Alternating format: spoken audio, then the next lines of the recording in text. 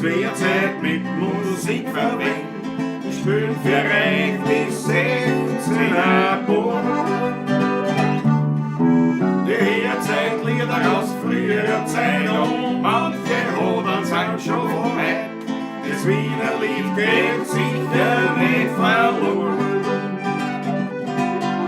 Der Patrick spielt die Harmonika, der Klausi zupft auf der Gitarre. Alles praktisch spielen wir noch den Wiener Schal. Die Quetscher klingt heute super fein, die Kontrapumpe hinten rein und das Zange klingt jetzt da schon recht human. Trommeln, grüß euch, servus, küsst die Hände, es wird Zeit mit Musik verwendet. Wir spielen für euch die 16er Bund. Ihr hört seid Lieder aus früherer Zeit und manche Hodern sind schon vorbei. Das Wiener Lied geht sicher nicht verloren.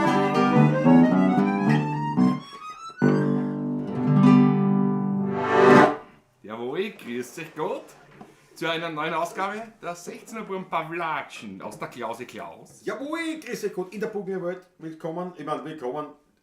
Aufmerksame Zuseher wissen ja bereits vom Samstag, dass der Walter, wann wieder der Walter kommt, der Patrick zu Hause ist, bei mir zu Hause ist. Ja, seit Samstag bin ich hier einquartiert sozusagen. Richtig. Sehr schön, sehr gut. Und wir beginnen heute unsere 201. Pawlatschen. So schaut's aus. Und wer weiß, vielleicht heute sogar der Stream, vielleicht heute sogar das Netz. Mir gefällt es auf jeden Fall, dass der Beisatz, kurzer Blick in die Pawlatschiste-Runde. Ja, man muss dazu sagen, wir haben schon angebottelt, gell? Wir haben heute schon angebottelt, wir haben auch schon einen anstrengenden Tag hinter uns, muss man ehrlich sagen. Und wir haben uns schon ein Achterl gegönnt. Haben wir verdient. Eins nach dem anderen natürlich, ist ganz klar. Sehr zum Wohle. Auf euch. Zum Wohl, Prost. Sehr zum Wohle. Jawohl, jawohl. Was trinken wir, Patrick? Was haben wir da? Grünen Veltliner Privat 2021. Ich habe eigentlich so frech dann gesagt, den guten Wein haben wir uns aufgehoben für heute, nicht? Wenn wir wieder allein sind, nicht? Nein, wir haben auch einen guten Wein gehabt letzten Samstag. Einige von euch waren ja dabei bei der 200. Pawlatschen am Samstag, die wir gemacht haben. Würdig, sehr leibend. Sehr super. Schlussendlich ist bei uns dann doch 5 Uhr in der Früh. Ist klar gewesen, dass das nicht gleich enden wird. Musste ja besprochen werden, das Ganze. Am Mörderhetz war Mörderleiband. Nächsten Tag, also gestern hatten wir dann einen Branch am Mavihof, quasi gleich da unten bei der Wicke und bei Manfred. Super, danke nochmal dafür. Würdigst leibend wurden wir dort verköstigt, eben mit den Schlögels und dem Ackerl noch dabei. Dann haben wir noch Fotos gemacht, 16 Fotos. Und weil eigentlich war die Idee, dass der Ackerl noch Fotos mit uns macht. Ja. Aber es waren auf einmal alle involviert und wir haben quasi den gesamten Mavihof unsicher gemacht. Und haben mit Fotomotiven. Wunderbare Fotomotive gefunden. Wirklich leibend. Das einzige Problem ist, wir haben uns mit dem Weder. Aber das macht nichts. Ja. Das macht nichts. Mitunter war es schon frisch. Es war frisch, aber es ist Es war schon frisch auch. Aber wir haben das tadellos gemacht. Und dann haben wir sogar noch das Kanarium in Botschenau auch noch gestürmt und haben dort eigentlich auch noch Fotos gemacht. Und dann Mavi und Manfred, also Vicky und Manfred mussten dann in den Stall.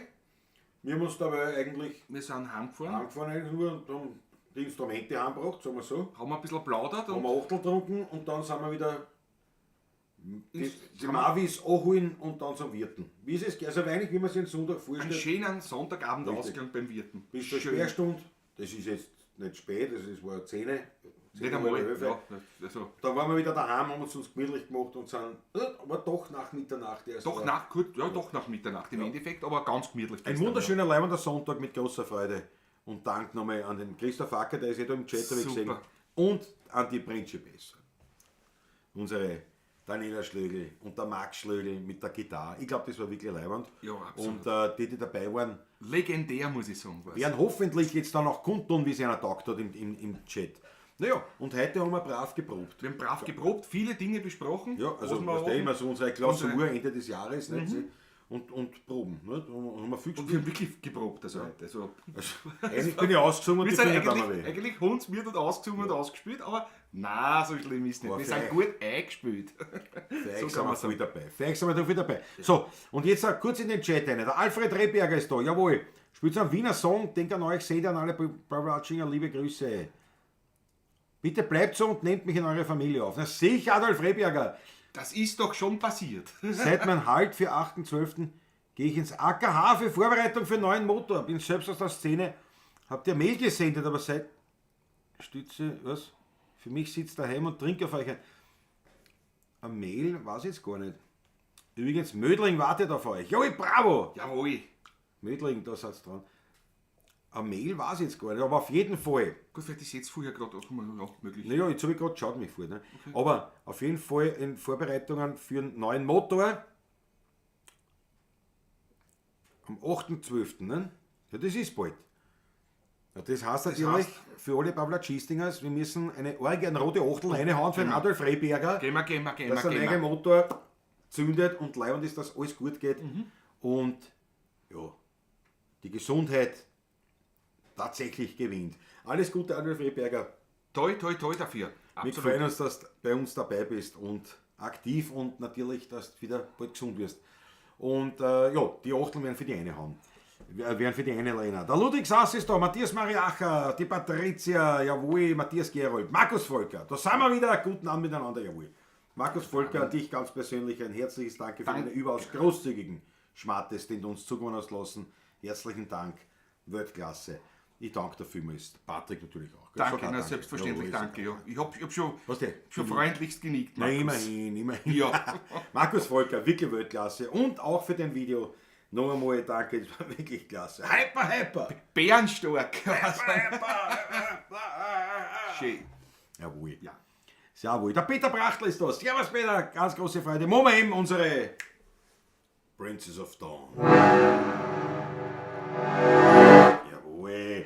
Uli Slonek aus Helsinki, nach nur einem Tag Pause. Na ja, was der? Man tut, was man kann. Ja? Uli, große Freude. Der Roland Sperk ist da, unser Rolando Sperkissimo. Habe die Ehre.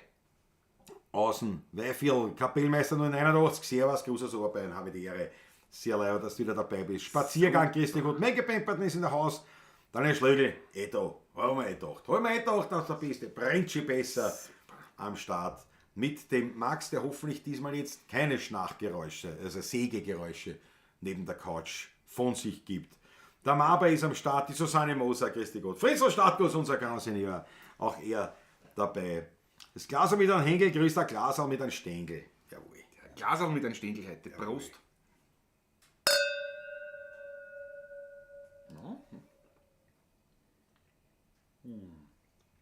Und extra für den Kapellmeister, was war im Video, glaube ich, Markus, ne? Weil natürlich immer auf Heinrich Scherer jetzt Ja. eingeschossen bin, aber ich glaube Markus.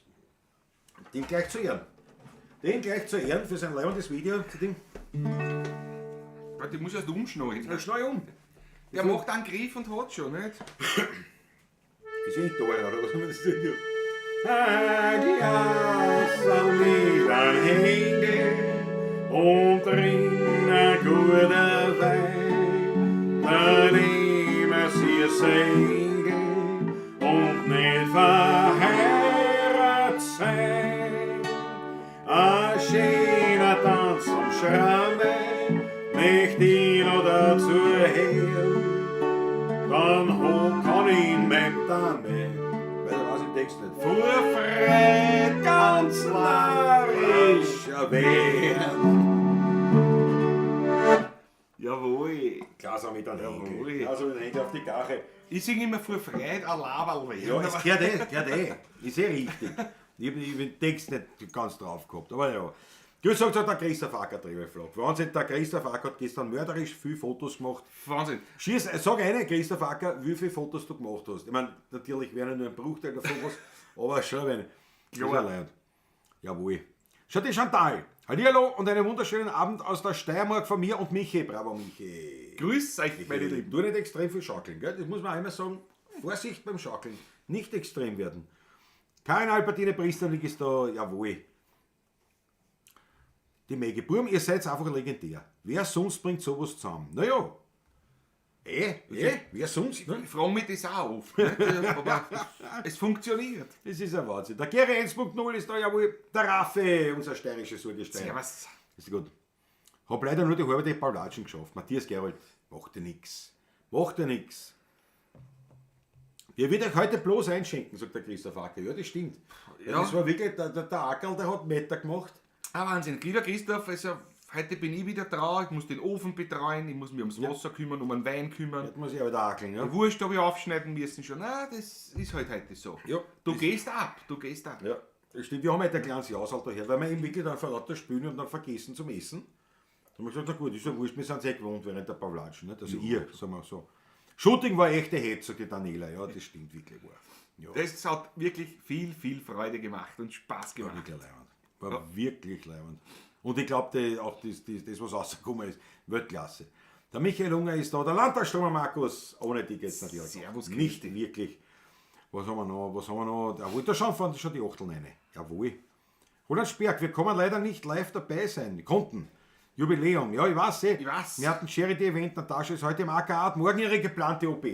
Jawohl. Leider, und da müssen jetzt wieder Gehen wir. eine Orgel reinhauen. Die nächsten Achteln für das Pumperl. Morgen die OP von der Natascha Sperg. Und ich meine, mit den Achteln im Hintergrund wird das überhaupt kein Problem werden. Wir wünschen auf jeden Fall der Natascha alles Gute. Nur dazu der Krampeltag, was soll man passieren? Ja, was soll denn sein? Super. Und wir sehen uns in alter Frische und spätestens am 19., wenn alles glatt geht, und es geht alles glatt am 19. Dezember beim Lentner, da freue ich mich auch schon. Wenn wir uns wieder gesund und fröhlich miteinander dort treffen. Unser letzter Auftritt vor Weihnachten. Richtig, der letzte 19. Auftritt 2023. Und da wird es dabei sein. Und zwar putzmunter und Das glaube ich. gesund. Warum? Weil die Pavlatschingers eine rote Achtelleine haben, auch für die Natascha, dass alles gut geht. Alles Gute. So, herzlichen Glückwunsch zum 100er. Habe ich die Special leider verpasst. Mundro, wir freuen uns, dass du dabei bist. Du bist heute da und das ist mindestens genauso viel wert. Das gell? ist wichtig. So schaut's aus. So schaut's aus. glaube ich. Der Ulrich ist da, jawohl. Extrem schauklar. Schau, wunderschönen guten Abend. Die geilen Typen geht's wieder an. Wir sind auch dabei. Ja. Wir sind da, super. Wobei die geilen Typen hat er eigentlich nur mitgemacht. Gell? Na, das glaube ich nicht. Das war definiert in der letzten Sendung. Ja, das war ja, definiert. ja. Ich weiß. Ja, das ist ein Wahnsinn. So, aber schau, ich bin weit noch. Besser als beim Fendrich, sagt der Kapellmeister, klasse. Dankeschön. Mit der Samstag Vortag, der Traffe, jawohl, Daumen hoch, sagt er, Spaziergang. Einer muss was arbeiten, so schaut's aus. Das sind schon Achteln. Die Achteln von einer für die Natascha, schau, geht schon. Jawohl, sehr gut haut's eine für die Natascha. Das so gehört das ja. Für den Adolf Rehberger und für die Natascha, für quasi die Motorabteilung, Motorservice-Abteilung. Der Service rennt schon wieder noch. Da müssen wir jetzt spielen können als Herz von einem echten Werner. Die hat eigentlich, ja. Herz von einem echten Stimmt. Werner. Ja. Aber ich kann ja auch nicht leider. Außer mir ist es keiner lernen. Ja, aber sonst haben wir gar nichts mit Herz. Warte mal, Wiener Herz? Weiß ich gar nicht. Wie ist das auf der Stelle nicht? Ist ja wurscht, spielen wir was anderes. Spielen wir was anderes. Spielen wir was, wo die Leber vorkommt. Die Leber? Ja, haben wir auch nichts, gell? Ja, spielen wir nichts. Aber sie ist da, die Leber. So, der Ackerl, es waren keine 3800 Fotos, ja, aber fast. Aber fast. Beinahe. Gut, der hat da geschossen. Aber es ist natürlich Oder alles 128 Gigabyte oder so, ne? so richtig, ja. Wir sind schon sehr gespannt, wie auch alle. Jawohl. Markus Volker, jawohl.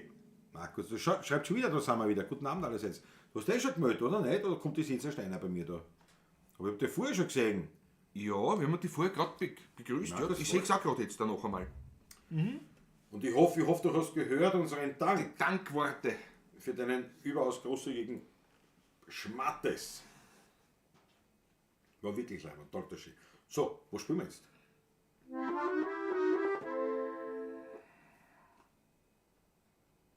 Ja, ich bin schon dabei. Oder ich Du fange musst mal weiterspielen. zuerst mit dem oder zuerst ich habe ein Stickerl?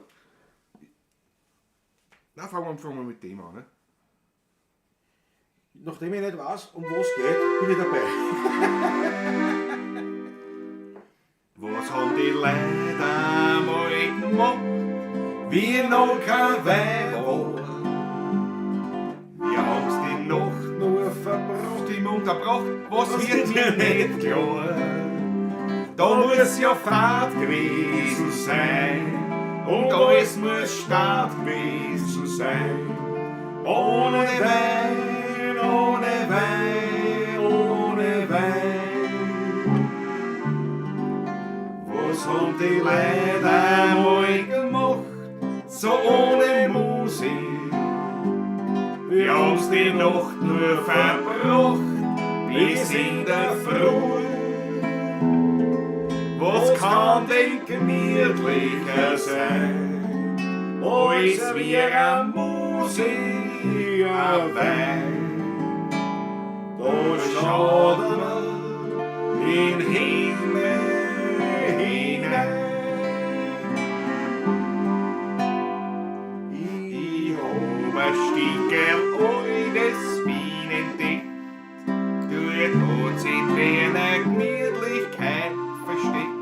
Dort triff ich alten Spezi, die Freundeln, das versteht sich. Dort kommen alle echten Werner zusammen, die nur ein Herz für Werner muss ich haben. Und ist auch manches schon dahin, dort findest du ein Stickerl altes Wien. Heute war die alte Zeit bei mir leider nur ein Traum. Sie hat so viel erzählt von ihr, leider nur ein Traum. Sie hat mir manches Bild gezeigt, da hat noch Johann Strauss gegeigt. Wie ich bin unterwonnen, wo alles verloren. Drum Schramme tut's uns nicht verlassen, Wien wär ohne euch nicht Wien. Was nutzen uns die alten Gassen und Gemütlichkeit mit euch dahin? Wir haben schon da alles ein kleiner, drum haben wir unsere Schrammen gern. Mit so viel Herz spürt uns sonst keiner, aber Werner lieb wir's mir gern hätt.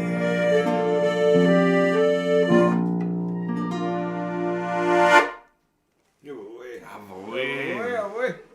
Na schau. Gleich einen Schluck nehmen. Gleich einen Schluck nehmen. Das geht over wie Öl, oder meine Lieben? Jawohl. Zum Wohle. Jawohl. Sehr zum Wohle. Eine Würdigung an die alte Zeit. Die alte passt Zeit. Im Jahresausklang. Ein bisschen Passt so das, ne? Rückschau zu halten. Genau, ja. Ja, offen für die Neuen Gut, im Wiener Lied erst. zu sein. Ich glaube auch. Jesus Maria. Und nicht irgendwer, Chantal Der Schwarzbauer. Schwarzbauer. 2 2 Euro. Euro, jawohl. Das ist leid, wir holen uns das Gerstl wieder zurück und dann muss man jetzt zahlen für die Shorts durch die Superjets. Das ist eine Idee, das ist ein eigenes Businessmodell, was wir Das da ist haben. was heißt? Ja, was heißt? Das machen wir. Wahnsinn. Ich mache eine Firma auf. Ja, Eine- das ist gescheit, ja, das ist gescheit. Mach eine Firma auf, ja. Auf jeden Fall 2 Euro, Dankeschön, Chantal. Danke. Ich würde mir heute die Skyline von Wien wünschen, naja. Ja, Machen selbstverständlich. wir. Machen wir ganz Selbstverständlich. klar. Auf die Chantal. Das ist natürlich Weltklasse. Aber die hätten wir auch gespielt, ohne dass du einen Superjet rein hast. Das ist, ich weiß, das verraten wir nicht. Aber, Blöde Reederei. ja, aber das hätte man da schon gemacht. Auch, ne? Jawohl. Liebe Grüße von Walter, habe ich gestern telefoniert. Dank der Giraffe. Walter Nagel. Weltklasse, wie gesagt. Bitte den Herger der Star nachholen vom Samstag. Ja, das stimmt. Ja, den haben wir haben gesagt, wir das, gemacht. haben wir gesagt, das lassen wir offen für heute. Für heute, Ja. Alles gut. Susanne Moser, passt da auf. Der Samstag war sehr leibend. Bin irgendwann im Fauteuil eingeschlafen. Zu viel Punsch oder so. Braver Spaziergang. Soll da nichts Schlimmeres passieren, oder? Ja, war leibend der Samstag. Ich glaube auch. Es hat immer so ein gutes Essen am Tisch. Traumhaft, sogar Michael Unger. Ja, auf das schauen wir schon. Also, Weil aufgeschnittene Wurmgurken- Knackwurst zum Zucker Beispiel. reicht ja nicht, ne? Herrlich. Da wird ein Zug wie ein Ofen rein.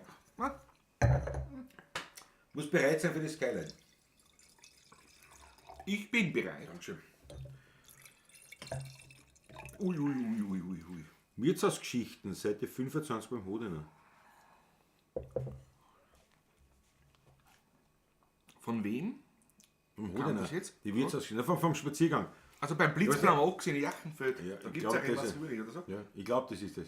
Da tanzt der Herr von Bäderswil mit der Madame Buri. Ist das das? Nein, das Oder? sind nicht die Das ist Wirtshausgeschichten. Geschichten, nicht? Wir könnten reinschauen in Hodener, was Schau, sind. ist jetzt nicht griffbereit da. Aber Ist. ja, schau nach, wie er, schau her. Steh auf, halt, Ja, ne? ja. Aber hau die Kamera nicht zusammen, Stativ nichts.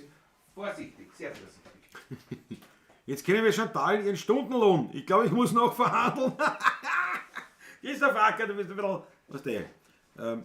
Gott sei Dank kennt die Chantal deinen Stundenlohn nicht, weil sonst jetzt gar nichts verdienen. Das war Wahnsinn. Was für Seite war das? 25. Hab heute meine Handeln besucht. Samstag war mega. Bravo, Peter Brachtl. Wunderbar, eure Sendung am was Samstag. ich recht habe. Na, was recht hast du? Wirklich wahr? Na was, frag mich, mein Hirn, das muss verfeuern einmal. Ja, leg mal den Schinken weg, dass ich das da. Ich stelle es ein bisschen auf die Seite, die Platte. Geht das sind gut, da brauchst du nicht viel. Ich kenne die, Mitschauen. kenn die Nummer. Ja, Ja. ungefähr kenne ich es auch. Durfte sie mit Georg Weilgummi ein paar Mal spielen. Wirklich wahr? Ja. Alter, das muss ich aber ohne Vor Glas vielen, sehen. vielen Jahren. Ein Blitzblanks im Lerchenfeld, zweite 60. Beim Blitzblanks im Lerchenfeld, wie zahlt sein Zöcher Kost? Durch weil er zu wenig Geld drauf hat, denkt er sich, siehst das hast. Jetzt ist schon geschwind nur zwei Paradel noch, ein groß und ein kleines. Naja, den Wurf kriegst sowieso, jetzt ist schon alles Hans. Naja, den Wurf kriegst sowieso, jetzt ist schon alles Hans. Kann ich nicht lesen? Beim goldenen Ochsen in Lichtental, da ist der Wirt hübsch dumm. Und weil das Wissen seine Gäste ist er das Stichblatt rum. Vorm Tor, da hängt der Ochsenkopf, alles schön drum in der Höhe. Der Ochsenkopf, der ist und gleich den Wirt drin sein Porträt. Der Ochsenkopf, das ist und gleich den Wirt drin sein Porträt. Auf geht's einmal! Jeppa! Jeppa! Beim Braun am Hirsch in der Leopold da tut's kein Tisch durch an. Steckt wird den mit dem Vierter auf und fertig ist die Grund. Doch weil dort in der Kuchel halt nix gewaschen wird und grün. Ist Neile auf dem Nudelbrett, die Küche bicken blind.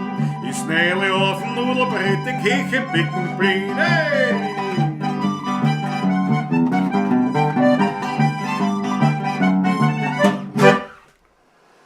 Schon hätten wir das auch mal gespielt. Was auch mitgespielt wieder, ja?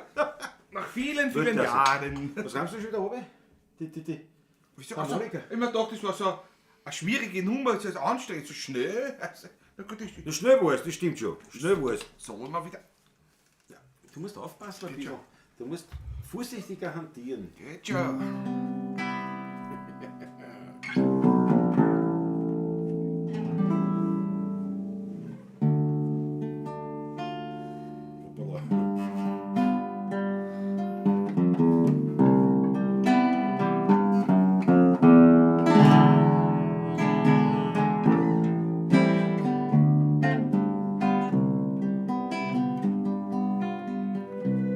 Skyline von Wien, du lebst in mir drin. Es kann kommen, wer will, die macht keiner hin. Du beruhigst mich und du bist mir vertraut. Du bist mächtig und manchmal auch zerbrechlich. Skyline von Wien, du bist die schönste Wienerin.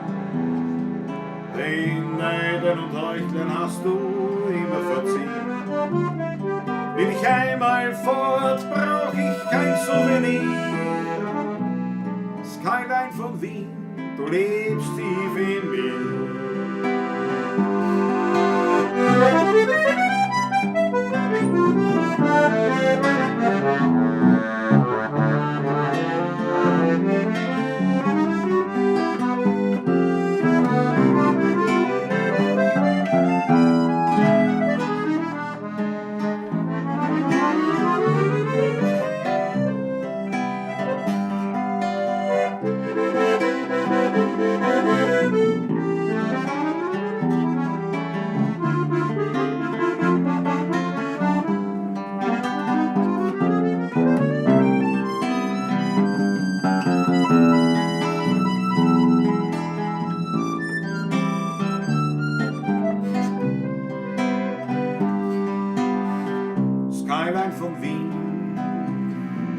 du lebst in mir drin. Es kann kommen, wer will, die macht keiner hin. Du beruhigst mich und du bist mir vertraut. Du bist allmächtig und manchmal auch zerbrechlich. Skyline von Wien, du bist die schönste Wienerin. Den Neidern und Heuchlern hast du immer verziehen. Bin ich einmal fort, brauch ich kein Souvenir. Skyline von Wien, du lebst tief in mir. Na, na, na, na, na.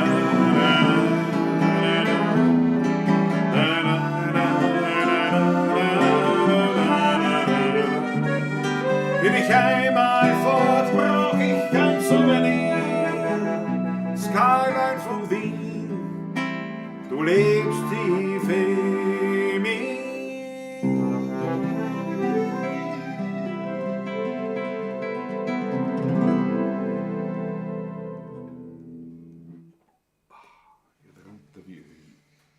Ja, Molik. Schön.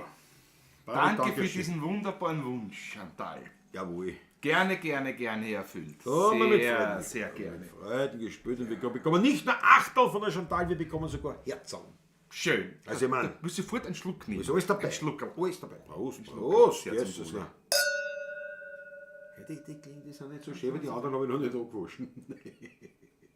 Ich sag's, wie es ist. Aber jetzt leider das, es steht an sich nicht viel Geschirr da, weil es steht nur ein paar Glasel da. Es ist, Ja, Ja. der Rest ist dann eigentlich, ja, das ja, da ist aber nicht viel verbraucht, weil die gehst noch mit den Fingern und mit Servietten. so wie heute auch. So halt, ja, ich tät ja nicht, aber es steht da nichts da. Also, Moment, da kann Abhilfe geschaffen werden. So, Ja, bitteschön. alles da. Ja, alles da. Wir haben das geschickt gemacht, wir sind zum Fleischhauer gegangen. Der auch ein Wirtshaus. Ja. Und haben eingekauft und dann sind wir ins Wirtshaus gegangen. Und haben gut Mittag gegessen. Ja. Stimmt. Ich habe noch Gepepperl Blauschnitt, Seite 173, wenn es geht. Das schauen wir vielleicht ein bisschen später. Schauen wir mal Später, ja. Gepepperl Blauschnitt, sie ist ja nicht klar. Ist ja nicht wahr. Solange es mir sind, ist noch kein Gefahr. Und Bis bis uns eine Länge die Grauen singen schon wieder unsere Buben. Das ist eigentlich eine Hymne fast. Fast eine Hymne, ja. Singen schon wieder die 16er Die Buben, 16er das Buben. umschreiben. Richtig, das war richtig. Jetzt mal den Herrgott, halt uns die an, und von die Apfel nicht weit vom Stamm. Und wer am Muse uns wer gemiert, bleib bis die Welt zum Dran aufhören wird. Jetzt ich kann den Text davon, das könnte man uns wirklich mal einlernen, wenn ich den Text kann. Ja, die Strophe ist ja so, selbstverständlich, ja. durch die Nacht Voll Sternenglanz. Glanz, war jetzt aus, das Schubert Franz. Mit dem Schober und Den mit Schwings, war Dieser Reischerl Reischerl auch singt.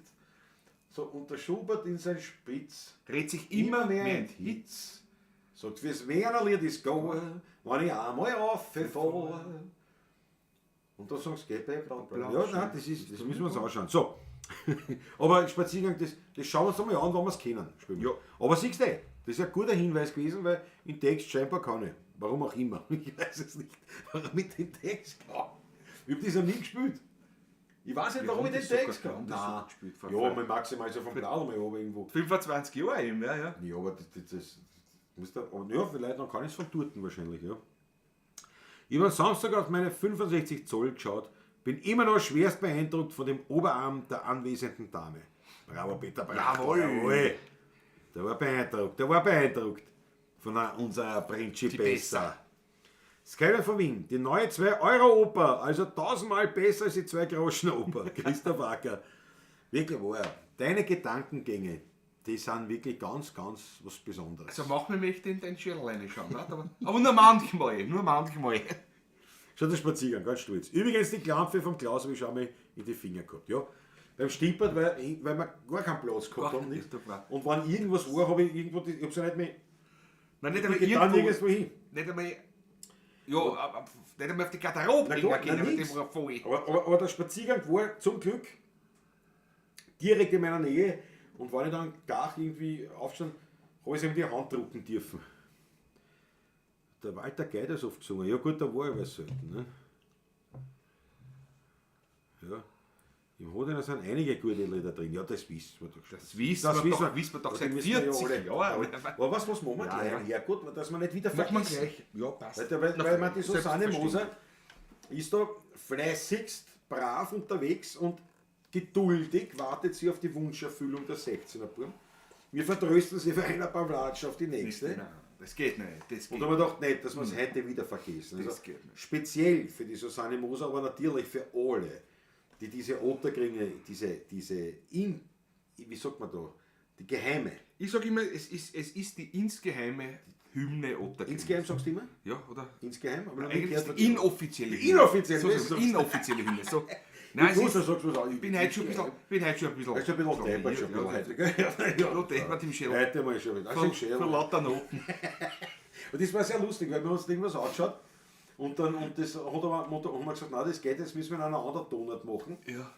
Und dann haben wir gesagt, ja, passt. Und das so umdacht. Und dann war ein zweites und ein drittes Lied, was wir alles und dann am Schluss, wir haben uns überhaupt nicht mehr Ich ausgemacht. wusste nicht mehr, welches Stück in welcher Tonart ist und gibt es da überhaupt eine Tonart? Und Oder? den Text haben wir komplett, wir haben zu allen Lieder jeden Text gesungen, dann mehr oder weniger. Aber Wir haben quer uns schon durch die angehört. Lieder. Ja, wir haben uns wirklich schon Dann haben wir gesagt, Plan B wäre natürlich, wenn man sich das aufschreibt vorher. Ne? Aber hallo, wir sind wir luschen. Das war ein gemeinsames Erarbeiten. Das war genau, Ja. und das war Gehirntraining. Passt. Das war Gehirntraining. Wir haben auf jeden Fall wieder ein paar Minuten, aber jetzt sind wir ausgezögert. Und jetzt bin ich übertrainiert. Jetzt bist du definitiv. Den Herrgott bringen wir schon raus. Der Christoph Acker, ja, Obacht, meine Gedanken im Schädel halten nicht jeder aus. Das glaube ich da wirklich. Das glaube ich da wirklich. Bravo, Christoph. Schau, der Michael Unger, was mir ganz gut gefallen hat, war das Video von den Brettelspitzen und vom Schleidergang. Ja, das war sehr leid. Das hat uns auch wahnsinnig gefreut. Wahnsinnig gefreut, ja. Aber uns hat wirklich jedes einzelne Video so eine Freude bereitet, weil man ja, wie soll ich sagen, man muss ja das bedenken, oder wir bedenken das wirklich ernsthaft, dass sich jemand die Mühe macht, und in den meisten Fällen sind es ja jetzt nicht Leute, die laufend Videos machen, sondern die ja wirklich eine Überwindung gehabt haben und dann gesagt haben, die wollen ein Video, also schick eins. Und die macht Da das, ich gehört nehme mir die viel Zeit, dazu. ja, und ich nehme mir die Zeit, ich mache mir Gedanken, ich sage was und ich schicke das an. Das ist alles keine Selbstverständlichkeit.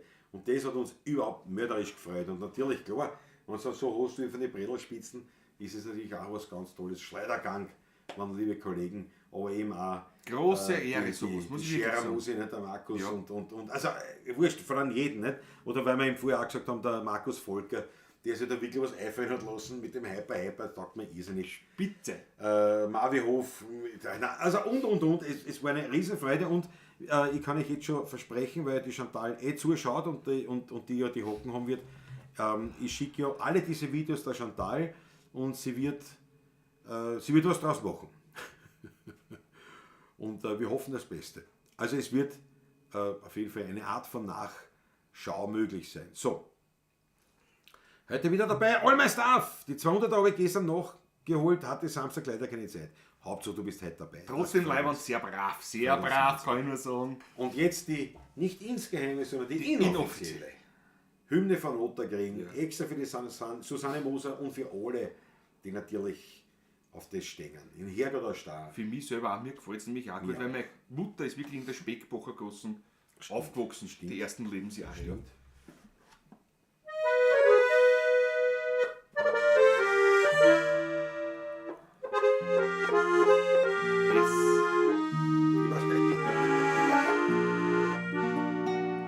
In Otterkring draußen, in einem uralten Haus, in einem Hof in der Speckbacher Gassen.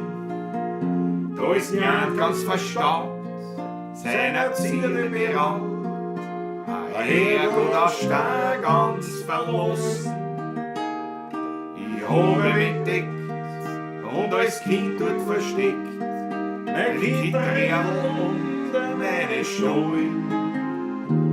Den die größeren Buben waren, auf die Stollen wie die Neuen. Als Kitterl hätten sie mir gestohlen.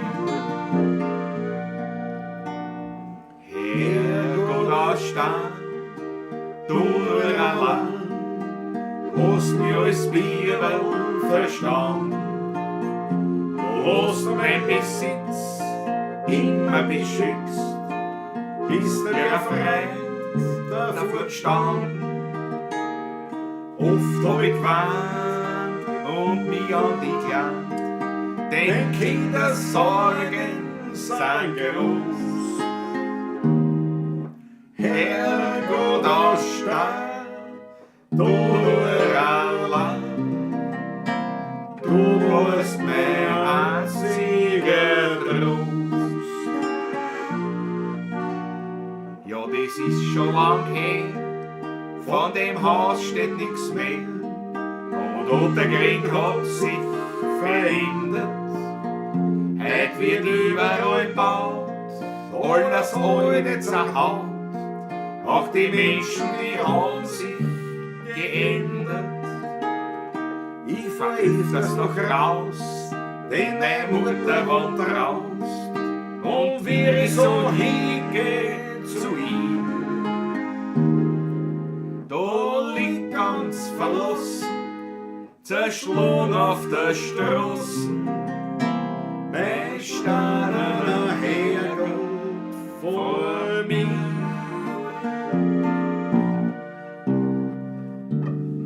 Herrgott aus Stahl, ich glaub mir zwar, haben uns noch rechtzeitig gefunden.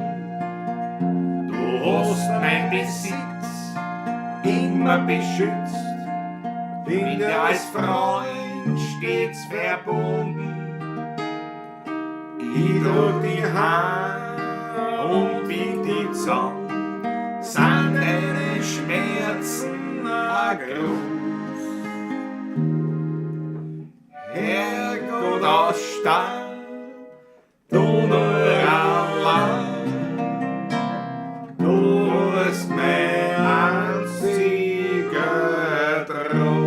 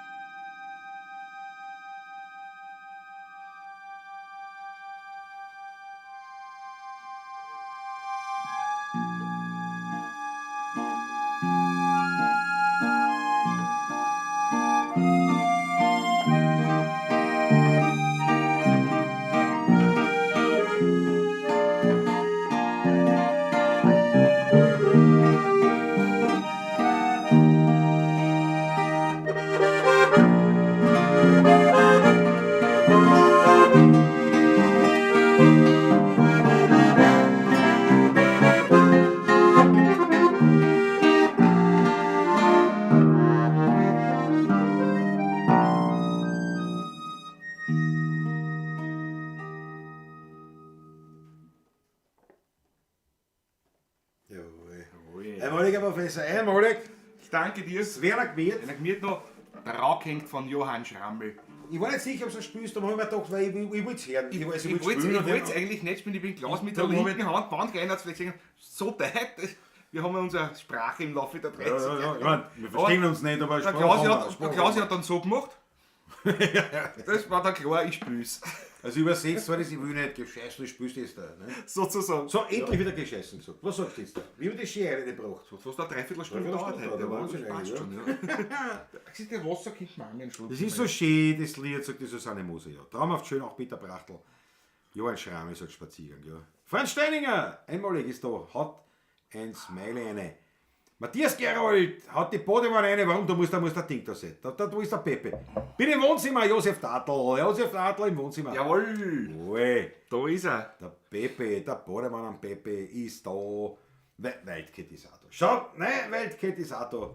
Das gefällt mir. Guten Abend, ja. Das gefreut mich. So, was sagst du? Ja? Ein Schrammler reingehauen. Was hast du denn? Was tust du? Wasser betrunken stehst mich schon auf. Weißt du, das ist ein Fehler gewesen. Ein Fehler. Körper stößt die das Kohlensäure vor allem, das ist... Das Wasser, das schwitzt man gleich. Das Körper stößt so. Aber Offen ich, passt noch, ja. ich wollte in dem Moment sagen, ich schaue kurz einmal 3 Meter da um. Ich wollte nur sagen, weil ich schon glaubt, ich muss aufstehen.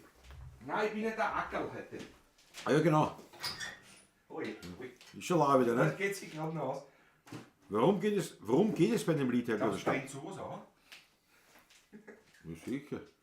Habe ich nicht kleiner hingekriegt. Der Herrgott der Star, Allmeister, der Herrgott der Star ist. Jetzt haben sie ihn gesagt. Ich muss lachen, weil der Patrick kriegt das Haus in den Ofen rein. Das ist ihm zu schwer. Nein, das geht nicht rein. Er geht nicht durch, naja. Das geht. Dann hau ich es oben in den Ofen rein. Ja, das geht. Also der Herrgott der Star ist eine Steinfigur. Nicht? Also ein Herrgott der Star ist der Begriff eigentlich für jede heilige Figur, die man so als gehabt hat. Nicht? Und eben was ja eine Jesusfigur oder wie auch immer, also ein steinernes, eine Statue. Und der Herrgott der Star, das ist es in dem Lied eben so gesagt, dass der eben mit dem Haus gestanden ist im Hof, war eben quasi so wie ein Mattel, dieser Herrgott der Star gestanden. Und dort hat er eben als Bub schon eben sein Kittrell, also sein Spielzeug, sagen wir es so, hat es dort versteckt und so weiter. Oder das war einfach ein nicht einmal zum Wurstessen oder irgendwas, gar nichts. Nicht? War eben, wie sagt man so, eine wichtige Jugenderinnerung, eine Stütze in seiner Kindheit. Und irgendwann, also wie er wieder halt. Und darum hat diese Geschichten mit den Kittrell und die ganzen Sachen. Genau. Und wie er dann hingekommen ist, wieder mal zur Mutter und da war halt der schon zerschlagen und ist dann nicht mehr beachtet, halt schon kaputt am Boden gelegen und so weiter. Und also um das geht es halt in dem Lied. Ich weiß nicht, ob ich das jetzt gut gesagt habe, ich weiß es nicht. Du hast etwas sehr Einfaches, sehr lange und kompliziert erklärt, aber schön. Akademisch. Ja, das liegt mir im Blut. Das liegt ihm im Blut. Das liegt mir im Blut, auf jeden Fall. 5 Euro vom Wildcat. Sunny hat mitgesungen, Mutzi hat relaxed. Bravo. Unsere 2 Nymphensittiche, die einzigen Nymphensittiche, die Wiener Lieder affin sind und die einmal in Wien daheim sind, aber immerhin zumindest München, also bayerische Nymphensittiche sind, was ich mir recht erinnere. Sie kommen immer aus Bayern, also sie haben einen gewissen Ding. Nicht? Ein bisschen Glück, muss man sagen. Nicht? Also, ja. Wildcat, ich danke dafür. Danke dir ganz herzlich. Danke der Chef für deinen Schmattes. Aber ich vergessen jetzt da. Ich habe schon gesehen, du wolltest nur schnell trinken. Ja. Daniela, schau, hat dir hingewiesen. Was sagt die Maggie? Während des Lockdowns gab es Wiener Lied Livestreams an anderen Musikern über Zoom, da sind wir unter Umständen einiges. Echt, was hat man da gesehen? Franz Steininger war nicht irgendein Smiley, sondern das Melancholischste, das ich finden konnte. Das ist, ich habe es leider nicht gesehen. Ich habe das leider, weil das ist so klar. Und ich hab nur quasi den gelben Punkt gesehen und dachte, okay, ist ein Smiley. Aber ich danke dir für diese Aufklärung und ich hoffe, das war aufs Lied bezogen und nicht auf deine Gemütsverfassung. Hoffe ich doch stark. Heute ist kalt, sagt der Rafi, ist klar. Schönen Abend, ihr Lieben, wie geht's euch? Liebe Grüße aus Mödling, die Nathalie Kolafer. Jawohl, Servus, grüß dich Gott, das gefällt mir, dass du da wieder dabei bist. Ganz große Freude. Du musst aber wohl stechen. Der Allmeister ist zumindest lieb und freundlich und höflich zu mir und sagt, danke Klaus, als ob ich ihm wirklich helfen konnte. Aber sehr lieb, also ich hoffe, es war eine halbwegs gute Erklärung. Kennt ihr noch Kollegen Peter Pernusch? Leider gibt es nicht mehr, war ein Wiener Liedmusiker wie ihr. Der Pernusch Peter, es sagt mir irgendwas, aber habe ich nicht gut gekannt. Also weil sonst hätte man mehr sagen. Aber ja, natürlich eine leibende Geschichte. Der Steuermat ist ein Scholar, so schaut's aus. Ja. Ein ewiger Lernender. Ja. Sind wir das nicht alle eigentlich? Ja. Ein sehr philosophisches Thema, ja. Ja. Stimmt, ja. Die weit jetzt süddeutsche Nymph ist ja, aber aus dem Schwäbischen. Aber ich bewusst aus dem Süddeutschen. Immerhin, ich war geografisch nicht ganz so weit weg wie der Patrick, weil er irgendwas anderes erklärt. Ne? Muss man sagen. Bitte? Ja. Das Publikum, saß zu Hause der Samen, ob die im Wohnzimmer waren. Wer ist Publikum? Ja, mega, Ich weiß jetzt nicht, gell? Ich muss das essen, es tut mir leid. Wir waren von der Arbeit so Ja, abgelenkt. wir haben wirklich nichts gegessen. Also, Oh ja, zum Mittag Also. um 12 Uhr. ja, na ja, so am Nachmittag, aber Du, naja, stimmt. na, gleich wurscht, noch nachschieben. Nein, steht nach. Aber muss ich geschwind am Ofen einmal schauen, ob der was tut. Schau einmal. Das gefällt mir immer wieder. Der Ackerl ist aber viel dynamischer aufgesprungen. Aber es steht da heute mehr Gestell vor mir im Weg. Ausreden. Ja. Ausreden. Lass da mir la, ich habe den Mund voll, kann nichts reden. Ich hab den Mund auch voll, was soll ich tun? Die Stimme aus dem Hintergrund. Ja, der redet gut. Na, Raff ist ab. Im Lockdown habe ich nur euch gesehen. Jawohl. Hast du den Blick von Patrick gespürt? Habe ich so geschaut? Ja. Ich kann ja schauen. Jawohl. Na wirklich. So, Patrick, was spielen wir? Ja, wir sind jetzt zum Spielen da. Wir sind Aber eigentlich... noch was offen? Nein, gell, was offen haben wir Nein, jetzt offen noch nichts jetzt. nicht. Dann spielen wir. Was war dein Lieblingslied dieses Jahres? Dieses Jahres? Jetzt kommt Eindeutig, ich weiß schon. Jetzt kommen die Ich weiß schon, ja, eindeutig. Ferienwunsch. Hab ich gewusst. Bei mir Ein Ferienwunsch, ja. Hab Das ich ist wirklich ein gewusst, Highlight dieses Jahres. Ja. Habe ich gewusst. Dynamischer, nicht dynamischer. Danke, Christoph Acker. Ich wusste, ich verrät. Habe ich gar nicht gehört, ich höre mir nicht zu. Blödsinn. Das ist wirklich mein Lieblingslied von dem Jahr. Ja, da machen wir das. Kann ich selten so in den Jahren so einfach definieren, aber heuer wirklich. Ja. Also das Lied 2023 von Patrick Rutger ist Ferienwunsch beim Weide aufs Fahrzeug. Ja. So. Das ist so eine schöne Einleitung. Deswegen.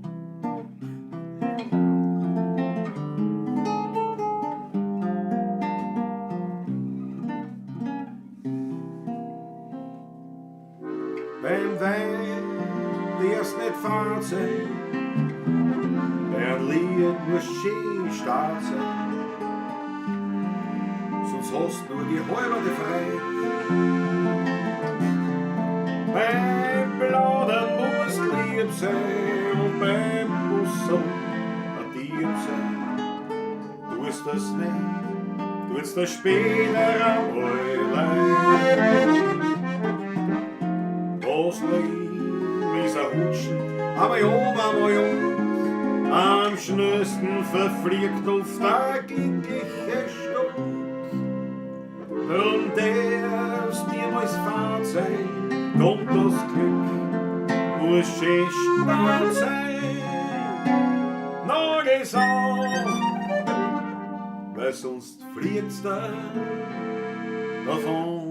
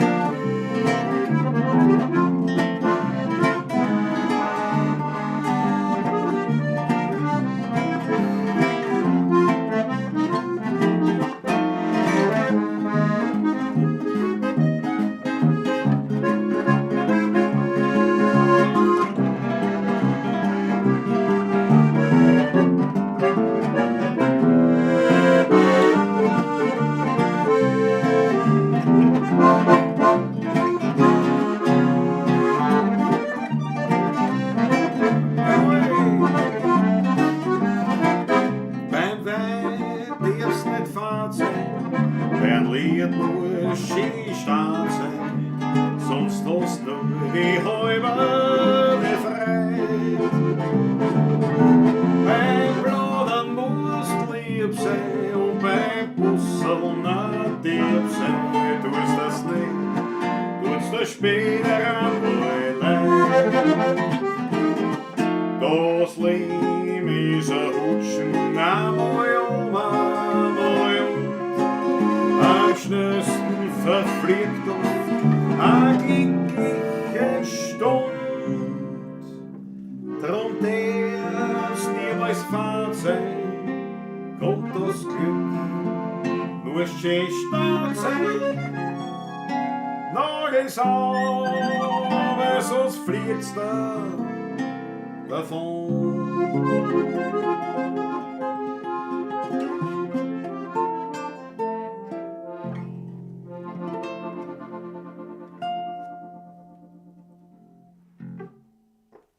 Großartig.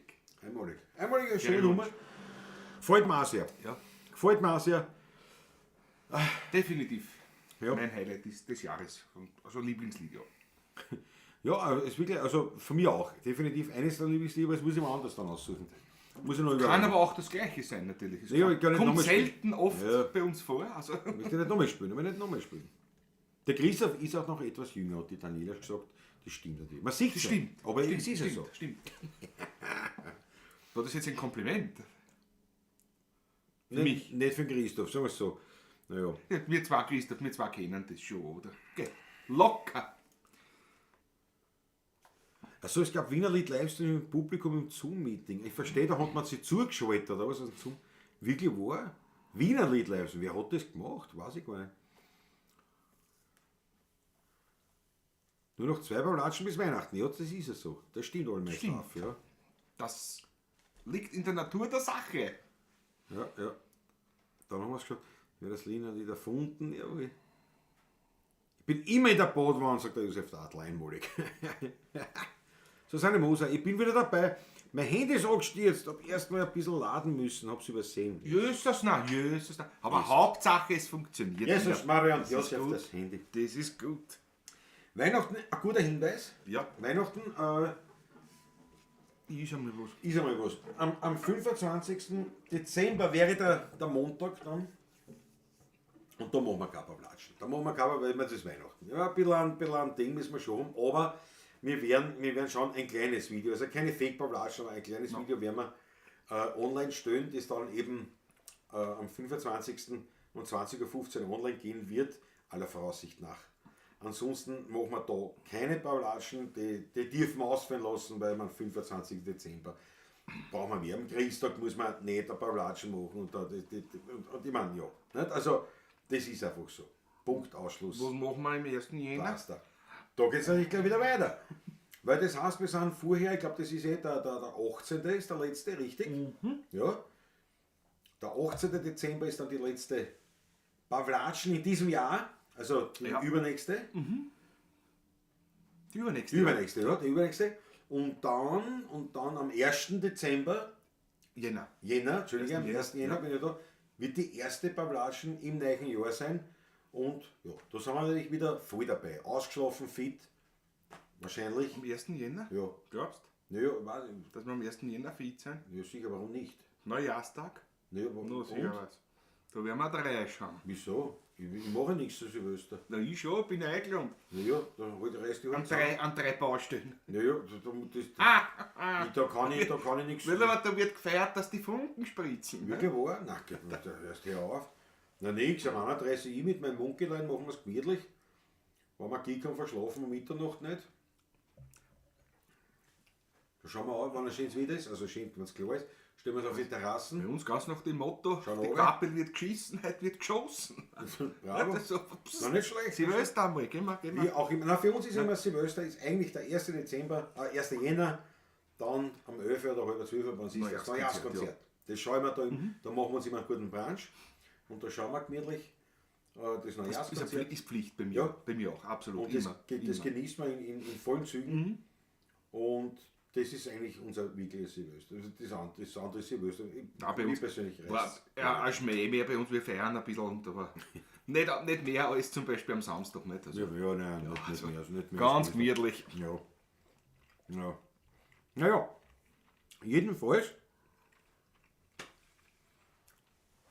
werden wir da wieder live dabei sein. Aber am Christtag lassen wir aus, ich hoffe. Der Matthias Gerhard schreibt, da gibt es wohl eine Solo-Pavlatschen am 1. Jänner. Nein. Nix da. Ja.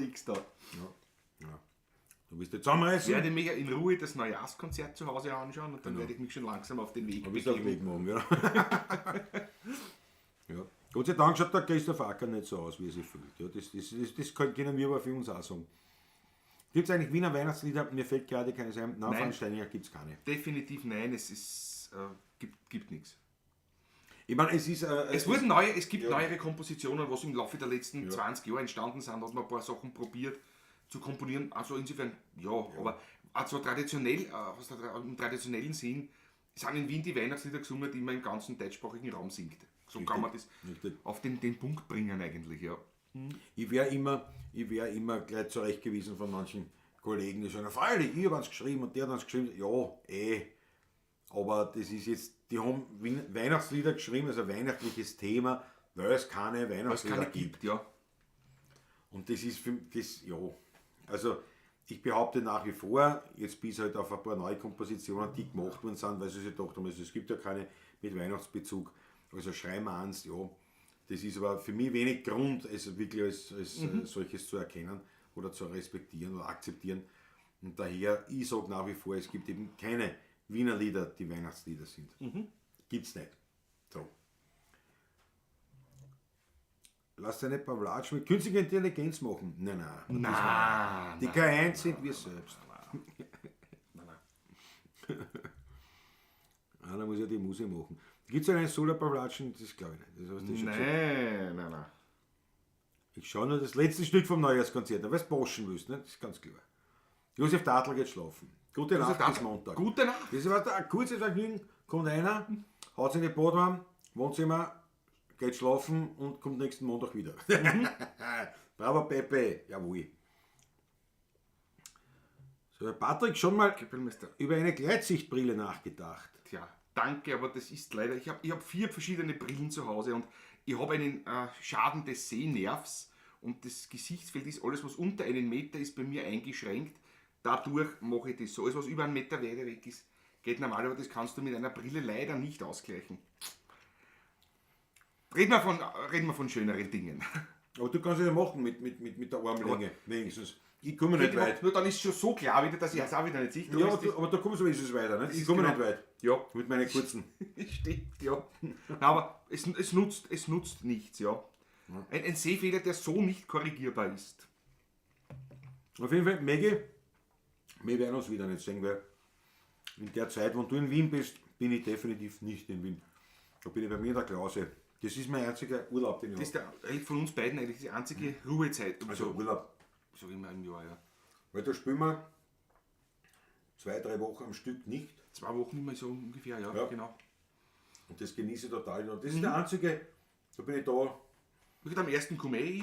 Eben, Also, bist du schon wieder da. Schau, Chantal, vielleicht soll ich dir einfach mal ein Wiener Weihnachtslied schreiben, ne? Das wäre doch was. Ja, da, wenn mir mal eine gute Idee kommt, gerne, aber es ist halt so, und ich merke das bei allen Weihnachtsliedern, die jetzt geschrieben worden sind, für mich klingt es halt, die sind geschrieben worden. Die sind so richtig hick, jetzt müssen wir ein Weihnachtslied schreiben. Ja. Jetzt schreiben wir bewusst eins. Und ich schreibe halt drüber Lieder, die mir passieren. So wie eben das Skyline oder die Einsamkeit oder ich kenne es alle, nicht? Das muss passieren. Und dann finde ich es leider, wenn man denkt, so, ich sehe jetzt her, jetzt schreibe ich ein Lied, ein Weihnachtslied, weil es gibt keins oder gibt nur wenige. Das ist mir zu wenig Motivation dafür. Das ist, da komme ich mir fast ein bisschen als Betrüger vor, weil man denkt, ich bin eigentlich Musiker, wo die Leute auch sagen, nicht, ein Musiker, ein Komponist, der sein Innerstes nach außen kehrt, dann denke ich mir, dann schreibe ich ein Weihnachtslied, weil es keine gibt. Das ist ein reiner Kommerzgedanke, sonst gar nichts. Aber wenn mir was Gutes, also ich will es ja nicht ausschließen. Nein, ich schließe das auch nicht aus. Aber wenn mir aus, was Gutes einfällt, ja, dann natürlich ja, selbstverständlich. schreibe ich eins, aber bis jetzt ist mir noch nichts eingefallen. Ja.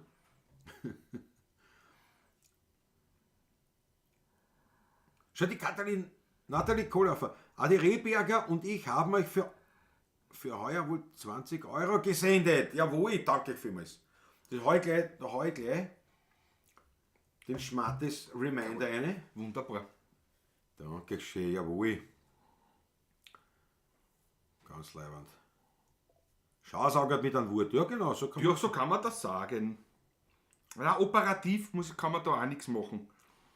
Das wäre sehr experimentell. Und die Chance, dass ich nachher gar nichts sich auf den anhab, ist höher, als dass es besser ist. Nein, das ist nichts. Jetzt kommen die Ideen. Sowas wie Last Achtel. Last Viertel. I give you my heart. but the very next minute you're unterm Tisch. Nein. Angesoffen unter dem Christbaum. Ja, du hast gesagt, es gibt, wie gesagt, es gibt so, aber das sind ja auch wiederum keine Weihnachtswiener, das sind halt, ja, das, weißt du, ich tue mir da schwer, weil das ist so eine Pflichtlektüre, dieses weihnachtliche Ding, und da denke ich mir, na, dann eher das Weihnachtliche, also Weihnachtsgeschichten oder im Wienerischen, was sehr wohl Tradition hat, vor allem auch dank der Kugelgrenz, der Trude Matzig, danke, die halt ja auch Weihnachtsgedichte geschrieben hat dann, ja, im Wienerischen und Geschichten aus Weihnachten in Wien. Also das ja, aber im Lied, es ist was.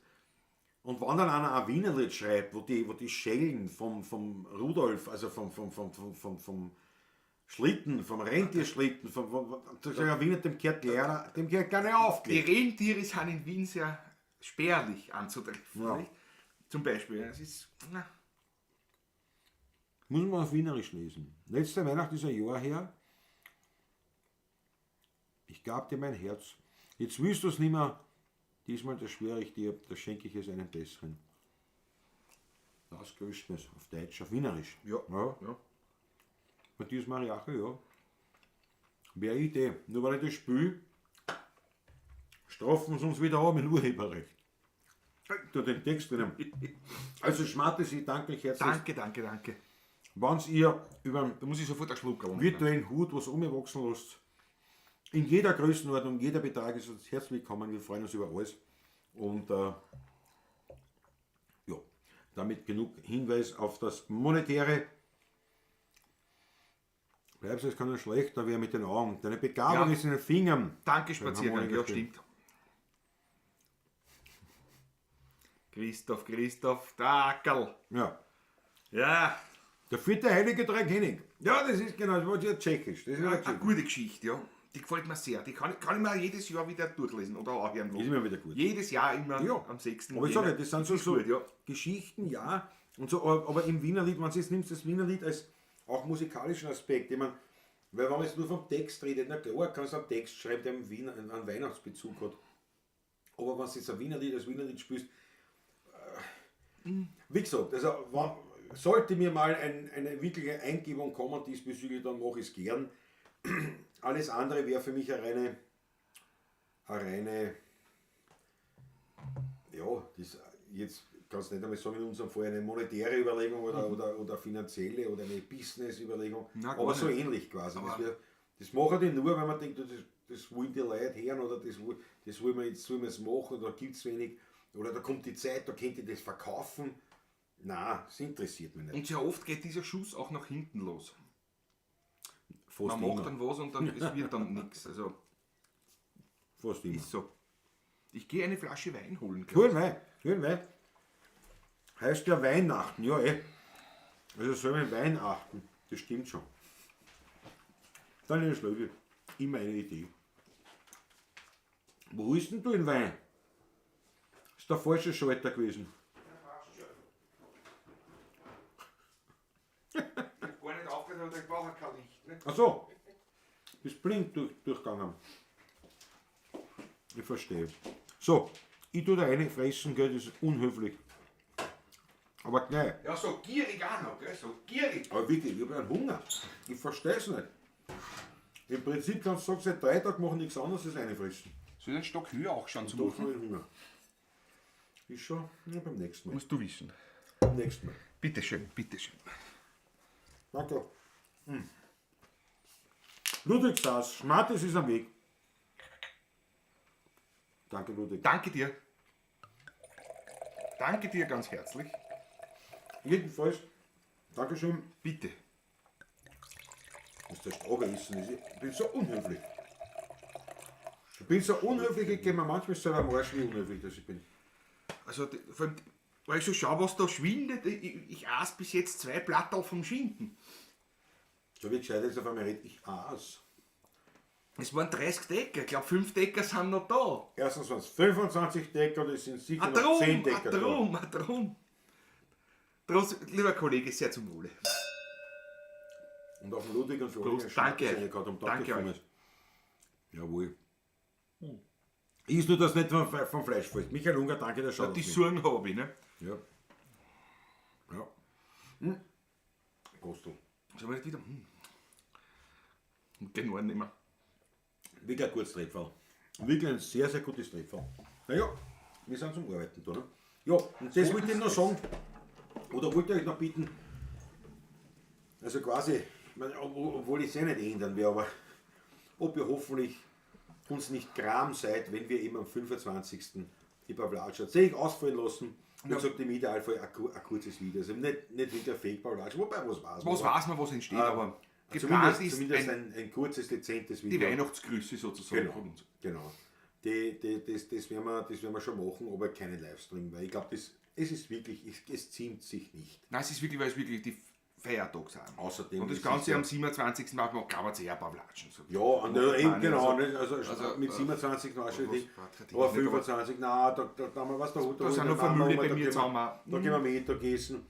Und Die wo- Familien sozusagen und zusammen. Ich will nicht dann zusammen. nachher sagen, erst, ich muss jetzt aufhören, ich will die Pavlatscha. Nein, Weihnachten ist einfach Ist heilig. gestrichen. Das ist Genau. immer so. Das Ja. ist ja. Genau. Und ungefähr dieselbe Menge wie vom Samstag, die deine Schläge. Ja, das ist an dich gerichtet. Das Also ist ich hoffe- eine Frechheit. Aber sie hat recht. Und ich kann nicht einmal was dafür. Natürlich. Ach ja. Naja. Ah, ja. Also auf jeden Fall, ich hoffe, ihr seid noch nicht Gramm und da seid dabei. Und dann, wie gesagt, 1. Jänner starten wir original das Jubiläumsjahr. Wieder ein Jubiläums, aber diesmal ein ganzes Jahr. Der 16er Buben, 30 Jahre. 16er Buben werden wir feiern im 24er Jahr. Ja, Wie auch immer wir das feiern werden, wir werden es sehen. Aber jetzt spielen wir. aber es wird ausgiebigst gefeiert, das weiß ich. Habe ich schon vor. Also, ich auf jeden Fall. Dass du dabei bist, weiß ich nicht. Schauen wir Ja, natürlich bin ich dabei. Was glaubt, muss gleich noch einen Schluck mal. kriegen. Nimm mal einen Schluck. Schmeckt mir. Schmeckt mir. Die schmeckt ja seit 3 Tagen. Ich habe Na nur, ja, was soll ich Leergut- ich hab machen? nur Leergut da stehen. Ja, naja, willst du sagen, dass die Gäste nichts konsumiert haben? Was spielen wir's? 25. gehört euch, das habt ihr euch redlich verdient. Fritzl Startguss. Ich danke Fritzl. dafür vielmals. Unser Grand Senior. Jawohl. Und da machen wir eine Neujahrsansprache von den 16 Buben. Ja, aber Deluxe.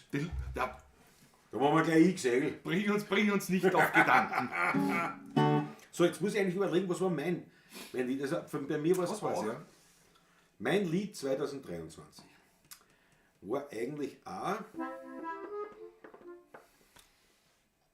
Ja, das ist gar kein schlechter Hinweis. Was? Der Taschler, die Aber das, beim Taschler, also die Instrumental. Wirklich, wa? Variante für die. Ja, wie gesagt, es war schon auch faire Wunsch, die beim weitesten Fazit, muss ich ehrlich sagen, das auch für mich. Aber ich muss exakt was sagen. Ich tue mir da fast schwer, zu sagen, was war mein Lied schlechthin für dieses Jahr. Ich glaube tatsächlich, von denen ich sage, wo ich das Jahr entweder neu gelernt oder wiederentdeckt oder meine große Freude daran habe, ist das beim Taschler. Machen wir gleich. wirklich, wa? Ja. Also noch die anderen 30, aber ich will da mal eine Freude bereiten heute. Nein, es ist eine Weltnummer. Ich finde es eine Weltnummer. Es könnte tatsächlich von den Schrammeln sein. Und das Sehr ist wirklich schön, das freut Weltklasse, mich sehr. obwohl es aus der Feder von Na, Patrick freut mich sehr. Obwohl. Naja, das könnte von den Schrammeln Ja, ja. sein, obwohl eben nicht. Ja, ja. Aber ja, Ja, dann machen wir. machen wir das. Beim wir's Taschler.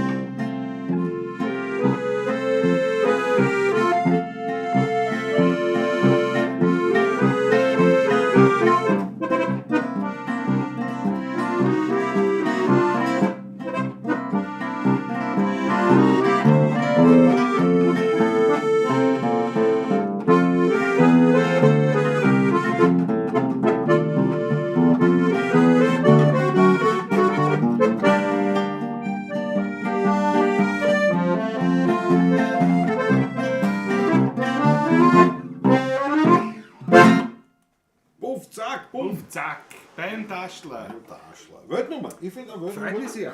Freut mich sehr, aus deinem Munde das zu hören, ja? Ja, und- Nein, wirklich danke dir. Danke dir. Bitte, ich danke. Dankeschön, ja. Ist eine Weltnummer und könnte wirklich ein Schrammler sein. Also, und ein Leimender, was? Ist von der Art her und das absolut ist auch so, ja. überhaupt kein melancholischer, das ist Nein, einer gar nicht. der Fahrt. Das ist einer der Fahrt, ja. Das gefreut mich voll. So, das Jahr für einen Arsch, Rückenschmerz, Jesus, Matthias Gero. Ich bin froh, wenn 23 vorbei ist. Ist das so, nach der Nummer habe ich mal jetzt eine. Auch dann ja. Ja, jetzt habe ich mal eine verdient. Das Sanimoser ist auch ziemlich normal, wenn ihr Weihnachten passiert. Family ist doch auch wichtig, absolut. Danke dir, ja. Ich sehe das wirklich so. Das ist nicht bösartig gemeint, gar nicht, aber das ist einfach so. Ja, und vor allem, das ist wirklich einer der höchsten Feiertage. Höchsten- Die sind, da muss man muss ja Ja. wirklich nicht. Ja, man muss ja wirklich nicht. Ja. Genießt die Festtage, sagt der Raffi. Patrick, kann man sich für nächstes Jahr was wünschen? Mit der Brachtel. Peter, man kann sich was wünschen. Hast du geschrieben, was man sich wünschen Ja. kann?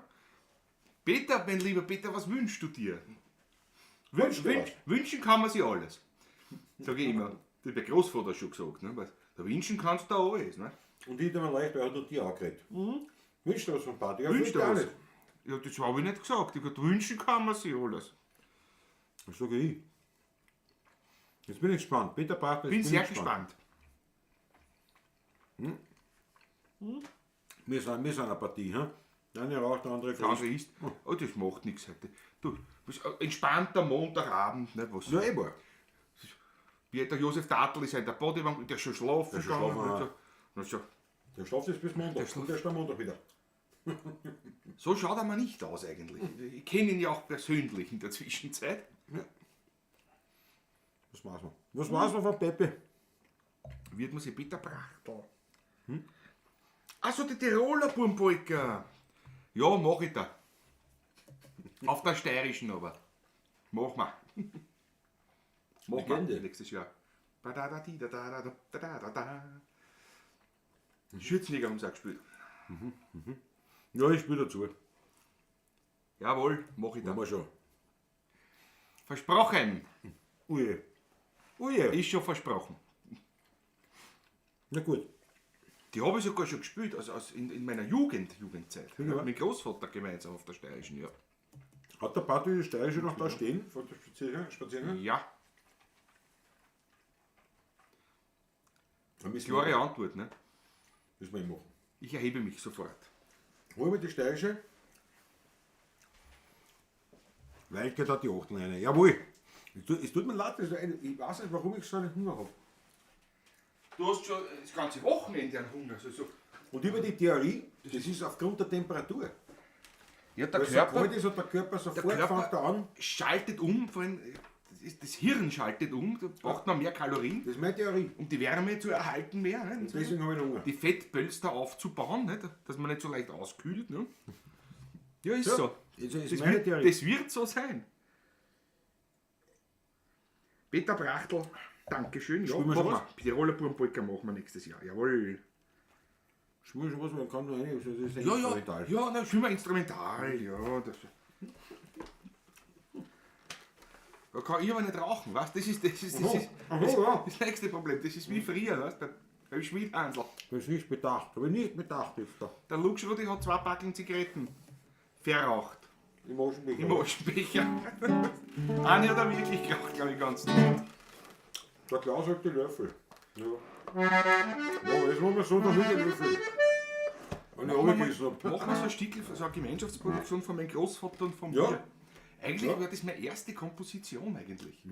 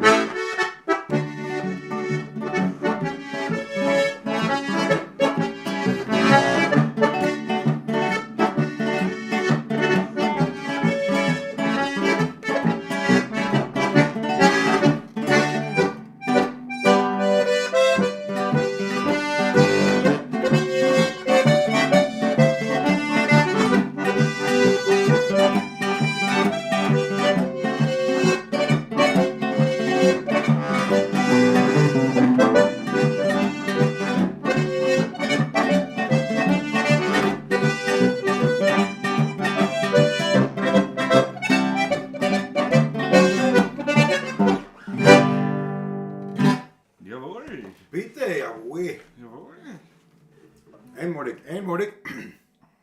Achtung, Klaus, wenn das Fettpolster zu groß ist, fällt es im Winterschlaf. Ja, das kann er leicht, aber da brauche ich gar nicht mehr viel Polster, glaube ich. Von der Müdigkeit geht es schnell aus. Also der Körper auf Winterbetrieb schaltet, ja. Der Winterschlaf, der war schon da. Ja, Winterschlaf habe ich schon seit einem Monat eigentlich. Ja. Notwendig, aber das, ja. Schau, das hat die Achtelfrei. Die Achtelfrei. Ich danke euch ganz, ganz herzlich dafür. Wieso hast du jetzt die Harmonika angestellt? Weil ich endlich fertig rauchen. Also. Ich rauche ja gerade. Ich habe gedacht, weil sonst hätte ich die Löffel geholt. Bitte hol die Löffeln her. Ja, bis du Löffeln geholt hast, habe ich ausgeraucht. Das ist sehr gut. Während du ausrauschst, kannst du Optimal. nachschenken. Ich schenke dir nach. Ich bin so frei. Ich bin so frei. Ja, jetzt habe ich es richtig verstanden eigentlich erst. Genau so ist es. Du brauchst es. Ich Sag, brauche nimm einen das, Schluck ja. Wasser. Halb im Bild trinke ich ein Wasser. Damit man sieht, nur halber im Bild. Nicht ganz, sondern am Rande. Am Rand. Am Das Rande des Glaselwasser sieht man. Bildausschnitts Das Glaselwasser sieht man, ja. haut sich der Glas ja Wasser rein. Ich nehme einen Schluck. Öffentlich. Ein Schluckerl Weindl. Jetzt beilt's mich gleich. Pass auf, dass deine Blomben nicht zum Rosten anfangen Ja, bin eh beim Zahnarztmann. und dass du nicht zum Schwitzen Ja. anfängst. Ja, Weil der Körper stößt ja das Wasser normalerweise sofort ab. Ist er ja nicht so gewöhnt. binnen Sekunden. Weil, so ist er schon da. Bin schon da. Ne, was glaub, wie lange braucht er noch Löffel holen? Ich wollte da in der Gitarrentasche, die glaub, steht genau dort. Normalerweise geht der immer einen Stock höher. Das stimmt eigentlich, ja. Wenn ich suchen gehe und dann kommen wir wieder runter, dann finde ich sie herunten. Ne? Eine Stunde später. Ja. Ne? Aber jetzt bin ich vorbereitet. So, na ja. Also, ja, übrigens. Muss ich zurückgucken. Naja, ich brauche so nicht. Nicht musst, ich hab noch Zeit. Also. Na ja. So. Haben Sie wieder schon Serviettel, kann ich da so umlegen. Stellen wir den wieder dahinter. So, da war. Machen wir gleich, ne? Eine der berühmten Kompositionen, nicht wahr? Mit dem berühmten Titel Im Glas ist einer. Seine.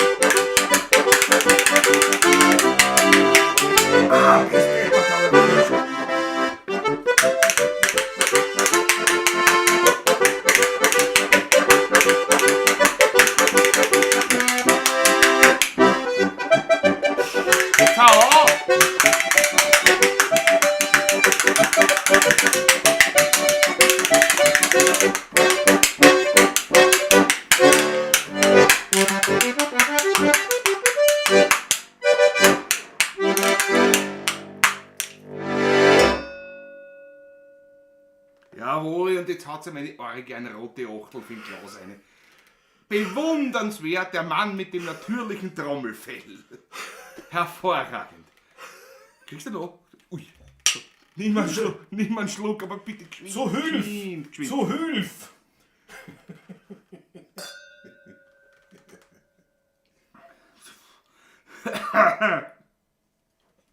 Also lustig.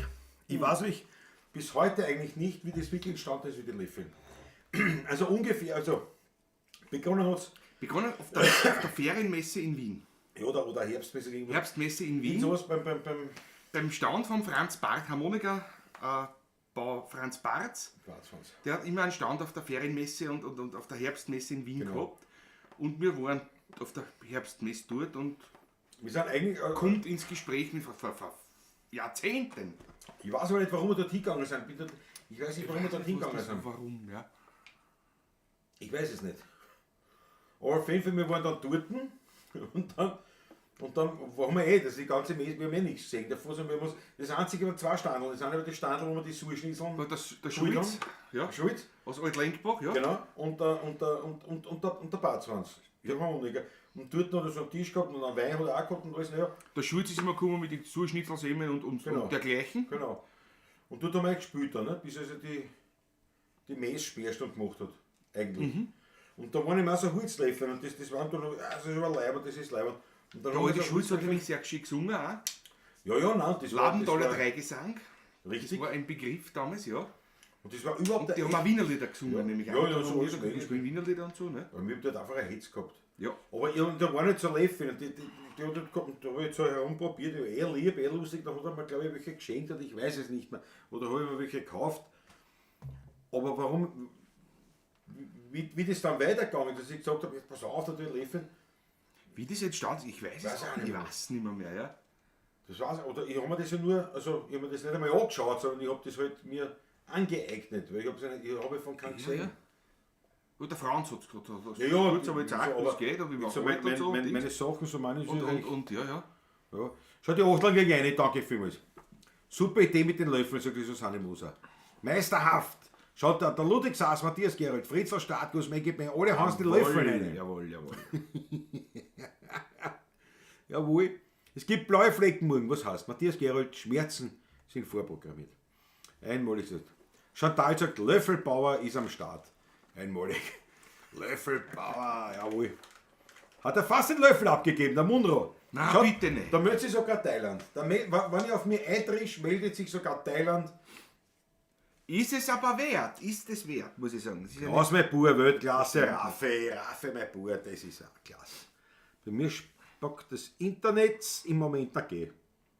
ja, bei uns funktioniert es, weißt du? Auf, Holzklopfen. Hab ich schon. Wie viel Holz soll ich noch klopfen heute? Weil der Klaus hat ja einmal, das war im Wiener Volksliedwerk im Bockkeller, Löffeln zerschossen Das ist richtig. beim Spülen. Sind wir zersplittert, ja? Sind zersplittert auch, ja. Aber ich hab noch 3 Paar in Reserve zu Hause sogar. Ja gut, ich hab haufenweise Löffel. Ne? Ich habe dann damals, weil es dann ja fast professionell wurde, habe ich mir natürlich einige Löffel ausgesucht. Aber das stimmt, im das Bockkeller, sind- das haben wir richtig, also beim Spülen, Puff, aber das war natürlich ein paar Höhe, also das Publikum hat geglaubt, das war Absicht, also die haben mich vergöttert dort aufgrund dessen, weil sie gesagt, wie hat er das gemacht?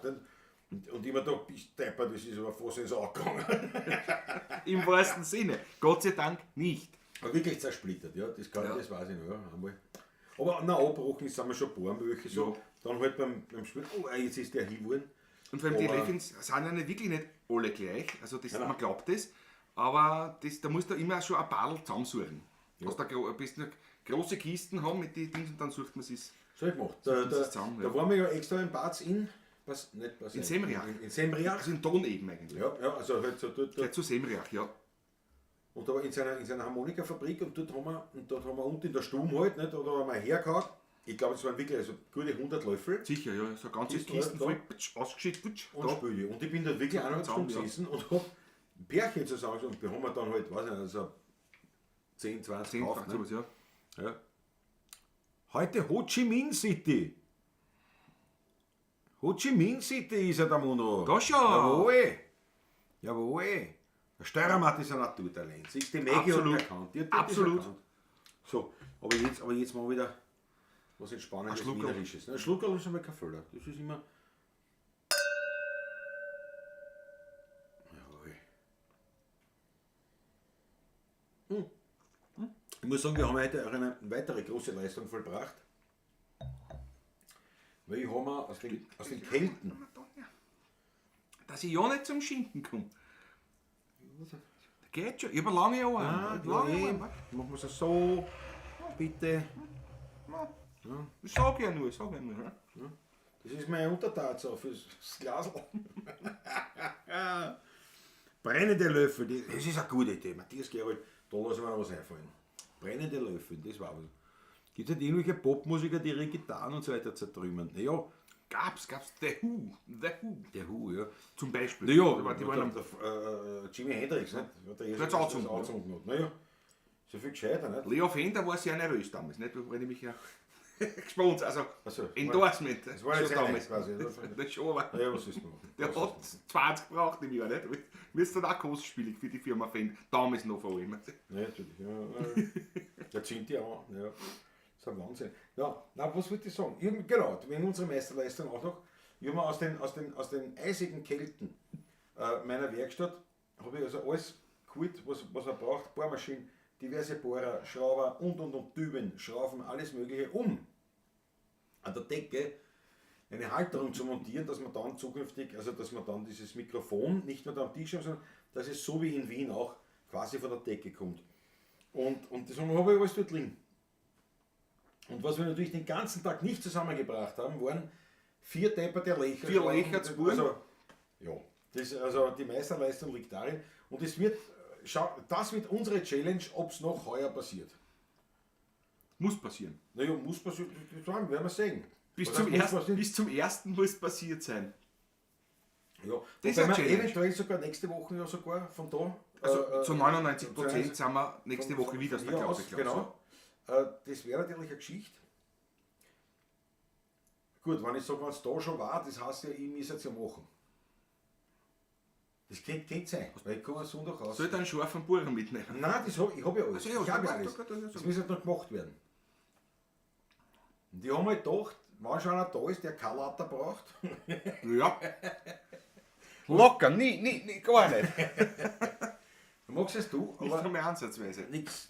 Ne? Das ist halt. Weil man mich auch nicht daran erinnert. Naja, jetzt muss ich denken auch noch. Das ist ich halt- bitte darum, ich bitte darum. Das hört nicht auf. Die Anforderungen hören einfach nicht auf. So, wir spielen was. Spielen wir was? Was haben wir denn noch? Na, weißt du, was auch ein Highlight-Lied war dieses Jahres? Für mich halt. Und für die glaube ich auch, die alte Hitten. Alte Hitten, ja, absolut. Die machen wir. Ich glaube nämlich für euch auch, Walter weil es Häuser. kam oft, es kam oft von euch ein wirklich ein Kommentar, wo es gesagt hat, das Lied ist besonders leibend. Walter Häuser, Hosa, ist ja nicht schlecht. Hossa!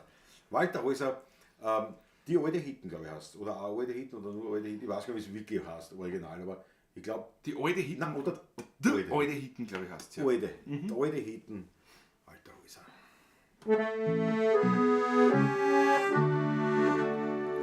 A ganz alte Hitten, verdient von der Sonne, a Pflasterte Gossen, da bin ich geboren. Im Hinterhof da steht verlassener Bahn, nicht a Fleckerl, a grünes, nur Steine und Land. Dort haben wir als kleines Kind gelebt, dort war ich daheim.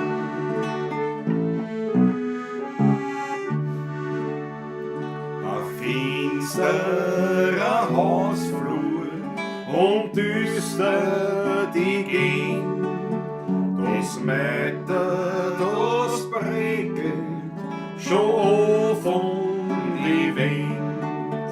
Am Gang der Sehnen, das Klosett geht daneben, ein ganz Zimmer, ein Strohsack, dort sind wir Kinder gehen. Und dass wir damals glücklich waren, kann kein Mensch heute verstehen.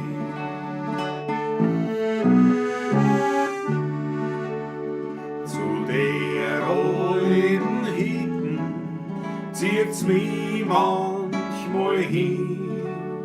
Da weiß ich dann, dass ich ein Fremder dort bin.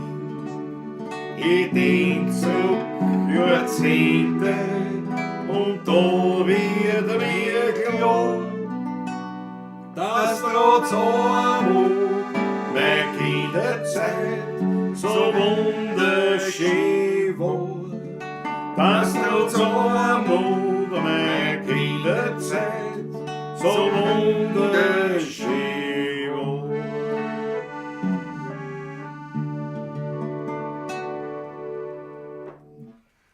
Weiter schon oben. Ich finde eine leibende Nummer. Leibende Nummer, ja. Ja, stimmt, schon die Maggie sagt auch. Ja, die Hütten wurde echt oft gefragt. Ja. Schon spazieren. Die brennenden Gitarren vom Hendrix habe ich live gesehen. Jawohl. Ja. Bravo, nicht schlecht. Jakob Stettner, ich danke dir schön. Herr Das ist Stettner, ich danke ganz herzlich. Fritzl Startguss hat eine Achteln und ein Hitten. Weltklasse. Weltklasse. Weltklasse. Ich ließe Kirschen für die Wachsen ohne Kehren. Wenn mir der Himmel kehrt, kriegst jeden Stern. Wenn ich die Sonntag ginge, ich möchte sie holen. Und wenn's für die ist, hätte ich schon das Frühjahr gestohlen. Der wollt für die, der mir ist das lauter Christbaum sein. Wenn du wo rausschaust, die soll aber nur nein. Und die Gebärse, die liegen unter den Schritt. Und wenn ich helfe, Gott sagt, am liebsten mit einem Lied. So denk über dich, aber du denkst nicht an mich. Und an mir tat's doch so gut, von dir ein Liebeswort. Von dir einmal eine Hand und nicht alle nur eine kalte Wand. Jetzt dreh dich einmal und sag zu mir, na komm.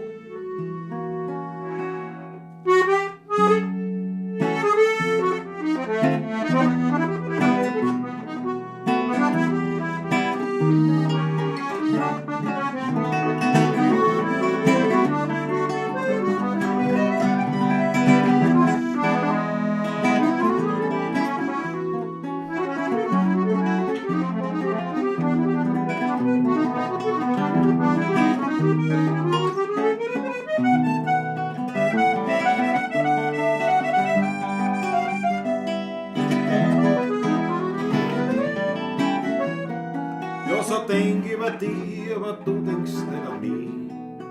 Und mir das doch so gut, von dir ein Liebeswort. Von dir einmal eine Hand und nicht alle nur eine kalte Wand. Ja, aber jetzt dreh dich einmal und sag zu mir, na komm. Ich ließe die Kirschen für die Wachsen ohne Kehren. Wenn mir der Himmel kehrt, kriegst jeden Stern. Wenn ich die Sonntag klingelt, die möchte sie holen. Wenn sie die ist, hätte ich schon das Frühjahr gestohlen. Der wollt für die, der mir ist das lauter Christbaum sein. Und du rauskommst, das soll aber nur mein. Und die Gebärse, die liegen unter den Schritt. Und wenn ich helfe, Gott sag, am liebsten mit einem Lied.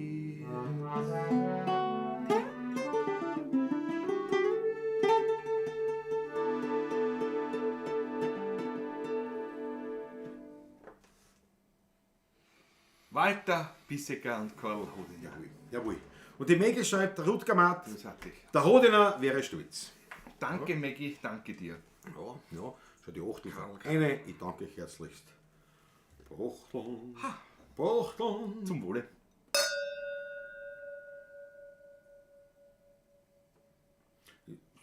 Es macht schon einen Spaß, gell? So ein Wein. Wein auch, ja. Macht das Musizieren auch Spaß. Das ist wirklich, ja. Obwohl wir heute wirklich sehr, sehr viel schon Musik gemacht haben, ja. Einen halben Tag. Aber nicht gespielt wie jetzt, sondern wir haben halt Ja, gearbeitet. Ja, Ja. aber es auch. Macht aber Spaß. Aber das Beste war, muss ich echt sagen, es war wirklich lustig. Na, wie wir dann Wie wir komplett nicht mehr gewusst haben, was ich, dann haben wir so aus. Wir haben die Kurz Texte damit- dann schon vergessen. Ja, komplett. Vermischt unter Liedern. Wir haben aus Also- 5 Liedern eins gemacht dann. Also die falsche Tonart, falsche Melodie, der falsche Text, also der jeweils. Also es war immer die richtige Tonart, Auch die der richtige richtige Melodie, Text, der aber- richtige Text, aber nicht untereinander korrekt. Ja. Und es ist uns nicht eingefallen, wie es wirklich. Das war genial. Also ich finde, das war sehr lustig. Ja. Ich habe gesagt, das hätte fast ein Video abgeben, weil das glaubt da keiner. Das glaubst, dass das gestellt ist. Wir blöd, wir uns da verhalten und da glaubst du, das ist gestellt. Schau, der Franz Steininger. Wisst ihr, wo man die Noten von der alten Hitten Ja, findet? die gibt es von der AKM sogar in den. Da gab es einmal 4 Bände, die herausgegeben Ja, aber die gibt es ja wurden. nicht mehr. Da sind's Ja, drinnen, das ja. ist schlimm, was du sie am sagst, aber Dort gibt es aber sonst auch. gibt's ja nicht mehr. Schreibst du uns eine E-Mail bitte? ja. Pass auf, schau. Ja, Ich blende ein. Sie blende ein bitte und schreib mir eine E-Mail. Blende ein. Büro@16.at, Franz Steininger. Und Franz, ich lasse dir was zukommen. Wir machen ein Foto davon. Ich mache ein schicken. Foto davon schicken. Ja, offiziell darf man Offiziell keine darf man es Noten, nicht. ne? Aber noch, wenn es er spielt natürlich und dann. Na, wir geben dir offiziell bekannt, Ja. wo du sie dann. Werden die Erben nichts dagegen haben, sage ich einmal. So muss sag auch der auch Verlag einmal. nichts dagegen haben. sag auch So einmal. sage ich einmal. Also, Also Franz Steininger, bitte schick an büro@16.at eine E-Mail, schreib Bitte, bitte ja. um die Noten von der alten Hitten alten und du Hitten kriegst der Patrick ich lasse dir das zukommen, ja. Mach mal. Spazieren, nur 3 Daumen hoch. Nein, ich sehe da 20 Daumen. 20 Daumen. Schau, Harry, schnell Harry ist da. Fonte. Harry, grüß dich Gott, servus. Ich danke erst für die außerordentliche Erfüllung des Kulturauftrags. Und da haben wir Freude. Riesenfreude. So eine Freude habe ich. Jawohl. Jawohl, Harry, großartig. Franz Steininger sagt danke, ja. Nein, ich gesagt, schick's uns. Und ansonsten, wenn man mit Wiener Liedern, wenn man was sucht, man findet es nicht wirklich. Es ist nämlich wirklich oft schwer zu Ja. finden. Aber das Wiener Volksliedwerk ist da recht, also rot eigentlich alles. Kleine Anfrage ans Wiener Volksliedwerk, einfach per E-Mail am besten auf die Homepage schauen, www.wienervolksliedwerk. Ja, WVLW. WVLW, ja genau. Aber Google Wiener Genau, Volksliedwerk WVLW, ja. und du findest es, also für gröbere Sachen. Ne? Welche Publikation wäre das nochmal? Ja, Franz Steinig, das gibt es überhaupt nicht mehr. Das war War eine einmalige keine, Auflage ja, und keine offizielle. für Das war Musiker und für Musiker. Mitglieder der AKM damals. Gab es 4 Bände mit eine Auswahl von Wiener Liedern aus 100 Jahren so ungefähr. Richtig. Die AKM, also für die es nicht wissen, ist wie in Deutschland die GEMA, das ist quasi die Gesellschaft für Autoren, Komponisten und Musik. Ja, die Verwertungsgesellschaft der Tantiemen. Und die haben gesagt, pass auf, wir wollen das Wiener Lied ein bisschen fördern. Das war vor unserer Zeit noch sogar. Ja. Wie viel wir angefangen haben, Ja. ja. Du hast 35 Jahre oder was, das Und 40 da, Jahre, was und das da her haben die ist, gesagt, wir bringen einfach intern ein Notenheft heraus mit Wiener Liedern, damit halt die Mitglieder haben und spielen können und damit halt auch dann jemand. Und da sind 4 Bände rausgekommen, eine reine interne Geschichte war das, also es ist nie öffentlich Nur für Mitglieder. erhältlich gewesen. Und wir haben es eigentlich auch über 10 Seiten dann. 10 Seiten haben wir es wieder irgendwie gekriegt. bekommen, noch einmal gekriegt, ja.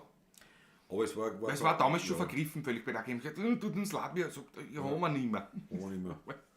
Aber wie gesagt, also das, aber unabhängig davon, also wie gesagt, das schickt uns einfach und vielleicht finde ich die in einem Antiquariat. Nein, die gibt es sicher. Nein, Und das ist auch das sind einfach, das sind zusammengeheftete Noten. Das ist immer eine reine interne Geschichte gewesen. Grundsätzlich, es gibt genug Spiralgebunden, so Spiralgebunden. spiralgebunden, ja. Es gibt genug interessante, spannende Bierchen und sowas. Also Aber wenn man Wiener einzeln Geschichten. Titel braucht, Nummern braucht, Wiener Volksliedwerk ist eine gute Anlaufstelle für sowas, ja. Ja. Aber wie gesagt, ansonsten, wenn du sowas antiquarisch suchen willst, Oder wo es noch ist geht, einfach die der Radio Wiener Lied Musikverlag geht natürlich auch. ist immer auch, wieder. die haben es ja für auch. Marion Zipp und Erich Zipp, ja. Radio Wiener Lied. Radio Wiener Lied. Aber wie gesagt, bei Das einzelnen ja. Liedern ist, also dort kannst du Noten kaufen, du weißt nicht, aber Ja. bei einzelnen Liedern ist es im Prinzip Gibt es auch so ein große Volksliedwerk. Download, Ja. Ah ja, die haben wir Dings auch. Vielleicht beim haben sie Radio Wiener es Lied Verlag. Wäre auch Das kann die sein. 2 Möglichkeiten, ja, unbedingt. Radio Wiener Lied, zusammengeschrieben.at. .at, ja. Oder mit Bindestrich, weiß ich nicht. Aber Radio Wiener Lied ja. im Google eingeben. Ja. Und die haben, stimmt, die haben wir, Gibt's ja. die haben Da einige muss man sich Lieder- allerdings anmelden. Ja, Dann gibt's zum Download einige Sachen, die frei sind. Das ist ja nicht immer so einfach, das Ja, Ganze. Und das Wiener Volksliedwerk darf aber gewisse Sachen dann doch kopieren und so weiter. Also die 2 Anlaufstellen.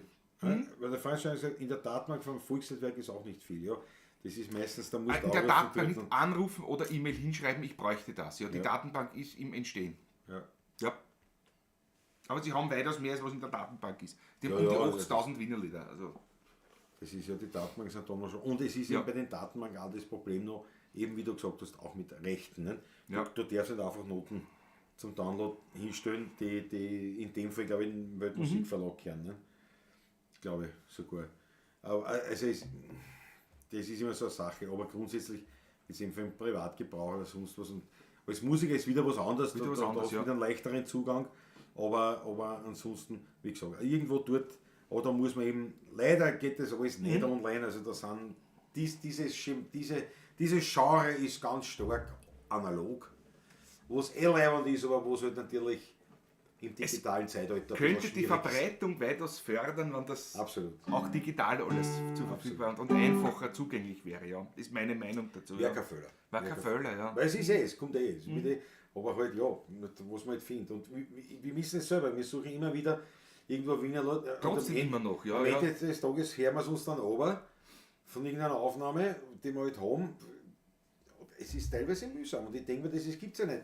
Von jedem, Entschuldigung, wenn ich das jetzt so sage, von jedem Schatz findest du alles im Internet, den Liedtext, die Akkorde, die Melodie, die Noten, sogar Arrangements für eine Big Band oder was weiß ich was alles. Nur die Wienerlieder, die einfach, ich meine, ja, viele, es gibt viele so, aber sehr viele Wienerlieder, da findest du nicht einmal irgendwas.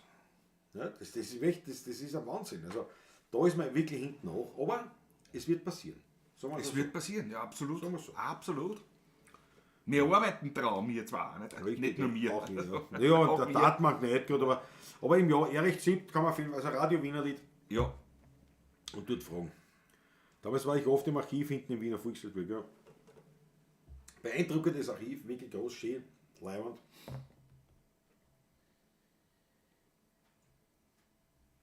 Und nächstes Jahr haben wir ja, wissen wir ja schon, Können wir schon sagen, ja. Wir sind bei haben der wir ja Eröffnung. die Freude, dass wir dabei sind. Beim Wiener Liedfestival. Werden Herren, die Eröffnung Jawohl. spielen wir auch, ja. Sind wir auch dabei. Freue mich schon sehr drauf. Freue mich auch. Das taugt mir sehr, dass sagt, na du, 30 Jahre, 16er Buben. Auch eine schöne Location wird Wir es sind sein. uns Ich sicher. hoffe, ich darf das schon sagen, aber ich darf das sagen, einfach glaub schon. natürlich. Im Otto-Wagner-Spital, im Areal des Otto-Wagner-Spitals wird die Baumgartner Eröffnung, Höhe. Baumgartner Höhe sozusagen. Ja, Baumgartner Höhe. Das heißt Otto-Wagner-Spital. Ja, aber es ist die Baumgartner Höhe, wo wir spielen. Der darf daher kommen. Ne? Auf der Höhe spielen wir, auf der Höhe. Da, Die wo alte auch mein langjähriger Hausleib und Hofarzt residierte nicht. Richtig, ja. Psychiater, Psychologe und Neurologe. Ja. Der liebe Du hast ja für Schweiz. alles verwendet eigentlich, ne? Ja, er hat sich angeboten. Ja, Ne? für alles nicht. Er hat gesagt, Er hat ja alles studiert gehabt. Ja, eben. Nebenbei noch Magister der Wirtschaft auch gewesen. Ein Also, viel- ein noch viel- immer, er lebt ja noch, aber er ist ja in Pension. Also Er trinkt noch. in Vorruhestand seit September. Also, Ja, er muss immer wieder zum Taschel kommen. Das muss man mal sagen. der hat so viel, der hat sein Haus jetzt renoviert, so eine kleine Häuserl. Das ist mir wurscht. In Weidling. Ich erwarte mir mal wieder, dass er kommt. Das ist ja Wahnsinn. Ich hoffe auch, ja. Was sagt die Daniel Schlegel? So, ihr Lieben, wir müssen ins Bett, der Wochenende steckt uns noch in den Knochen verstehen. Gute Nacht. Noch jawohl. gehört. Daniela Schlegel, unsere Principessa. Viert euch, gute Nacht. Usel an den Max, schön für dieses tolle Wochenende mit euch. Danke. Schön, dass ihr dabei wart wieder. Schlaft's gut. Auf bald. Kennt ihr den Rudi Gratzl? Fragt der Spaziergang. So ein Rudi Gratzl. Ja, das sagt mir auch wieder was. Ja. Nein, weiß ich nicht, mir sagt auf die Gache nichts. Gratzl. Ah, nein, Gratzl. Ja, Gratzl. 2009 habe ich beim Wehrenherrn am ersten Abend gespielt. Genau, Orgelklavier. Teilweise mit Oliver Mahr im Technischen Museum. Ja, stimmt, der Megge. Ja. Ich werde mich auch verabschieden, habe heute Nachmittag Vanillekipferl gebacken, bin auch kaputt. Susanne Moser. Das ist so brav So gewesen. sein Du, muss er. wollen wir nicht so sein und wollen wir es dir gestatten? Wobei gleichzeitig natürlich ein gewisser Neid ausbricht und der große Fragezeichen im Raum steht, Vanillekipferl, da haben wir was davon, weil... Ich war halt nicht, also wir sitzen da, müssen uns einen Schinken reinziehen, weil wir keine Vanillekipferl haben. Und keines im Haus ist Susanne Moser. Und ich Aber, muss eines gestehen, also ich liebe ja generell Weihnachtsgrapferl, aber die liebsten Grapferl, Vanillekipferl, also. Ja. Gefolgt von Linzaugen oder Spitzbub, je na, nachdem wie man sagt. Das Also, ist immer ganz die gut, zwei. das war ganz wobei, gut, das schmeckt mir nicht Eisenbahner immer. sind gut, das ist Dominosteine selber gemacht, habe ich auch na hör mal auf davon eigentlich. Ich glaube auch. Ich glaube auch gescheiter ist. Ich glaube gescheiter ist. Jawohl. Hausfreund natürlich auch. Der Rudi Grasl, der Klavierlehrer von Wien, von meiner Tochter, Werner Glühen. Oder Wern Glühen, ja. Nein, keine Ahnung. Kann ich wirklich nicht. Also mir sagt er nichts.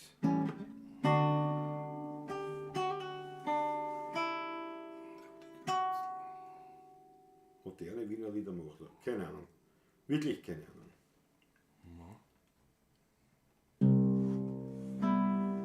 Wenn ich könnte, die fliehen und dann die trotzdem. Wie muss gehen? Voller da recht dir.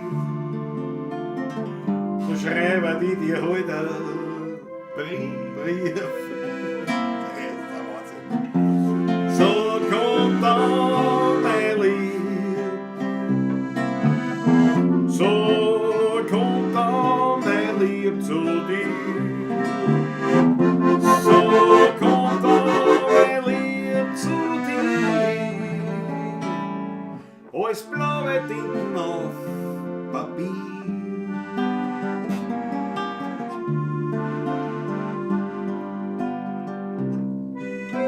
Wenn ich Geld hätte, ohne End, für die da war ich niemand, den man kennt. Mein Schmäh, der ist für die viel zu tief, na, da schreiben die dir lieber einen Brief. So kommt dann mein Lieb, so kommt dann mein Lieb zu dir, so kommt dann mein Lieb zu dir, als blaue Tinten auf Papier.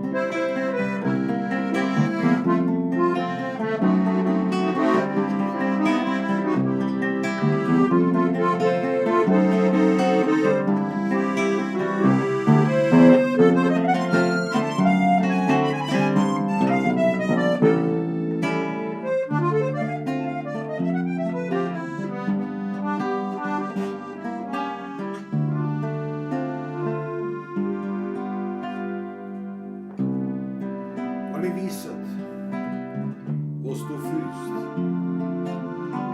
und ich nicht merk, dass du mich willst. Hab ich meinen Mut vergraben, ganz tief, ja, dann schreibst du mir heute einen Brief. So kommt dann der Lieb, so kommt dann der Lieb zu mir, so kommt dann der Lieb zu mir, als blaue Tinten auf Papier, auf Papier, bis ich dich spiel.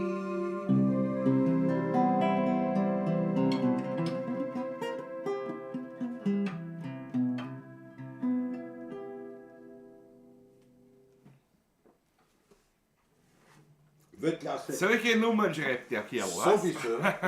Aber ich sag dir was, ich muss jetzt aufschauen nachlegen, glaube ich. Er hat begonnen mit einer Nummer, aber ich habe sie sofort erkannt. Ja, klar, naja. Vor dir noch, Davon glaube habe ich ich. gerechnet. Damit habe ich gerechnet. Schau, das ist eine Mutter. Ich bin leider zu weit weg, sonst würde ich welche vorbeibringen. Du, der Pate kannst ja holen. Das schau auf, einmal nicht. Nein, das sind deine Kinder. Ja, ich muss austrinken, damit du nachschenken kannst. Das musst du tun, das wäre die Aufwicke. Ich habe genug zu tun. Ich könnte auch ein kleines Solo spielen in der Zwischenzeit wieder, nicht zum Beispiel. Bitte mach das. Aber Ich glaube, zu dem Solo wäre ich nicht kommen. Aber schenk mir was ein, lieber. Zieh dir nicht so, ich muss einmal einen Schinken. Den Schinken ist ich dann nachher, nachdem ich eingeschenkt habe. Das mach wie Ich schenke da mal einen Schluck allein, meine Lieben. Ich hoffe, ihr habt alle was zum Trinken noch. Sonst schenkt euch auch was ein. Das ist ja wunderbar, sowas heißt. Ein wunderschöner Abend heute mit euch. Ich freue mich. Super ist. Was hat irgendwer vielleicht noch einen Wunsch, was wir nachher noch erfüllen sollen? Her damit. wir sind heute wirklich so in guter Spiellaune. Uns macht Spaß. Wenn es euch auch gefällt, so, gebt her mit einem Wunsch noch. Machen wir noch was Schönes, was euch ihr wirklich wünscht. Was wollt? Ich mache da ein kleines Intermezzo, weil dieses teure Instrument immer nur für 1-2 Stickeln ist eigentlich viel zu wenig. Kann man ja noch ein Stickel zwischendurch auch spielen, nicht wahr? Spaziergang, sehr zum Wohle. Trinke mit dir, sehr zum Wohle. Drittes Bier, passt.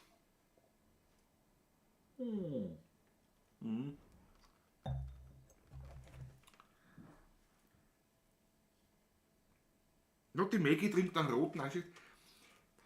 Falsche 50er. Ja, das machen wir mit Klaus noch gemein. Ja, falschen 50er machen wir. Eine dieser wunderschönen Nummern, die uns eigentlich sehr lang begleitet. Von Anfang an von Karl Hodiner, der falsche 50er. Eine super Sache. Machen wir sehr gerne. Ja, die Mondscheinbrüder, Maggie, die kennen wir nicht. Ja, die kennen wir nicht. Man, wir kennen es, aber nicht so. Ding, aber das Wirtshaus in Otterkring. Ach gut. Das alte Häuserl ist schon zweimal da, Das machen wir. Auf jeden Fall.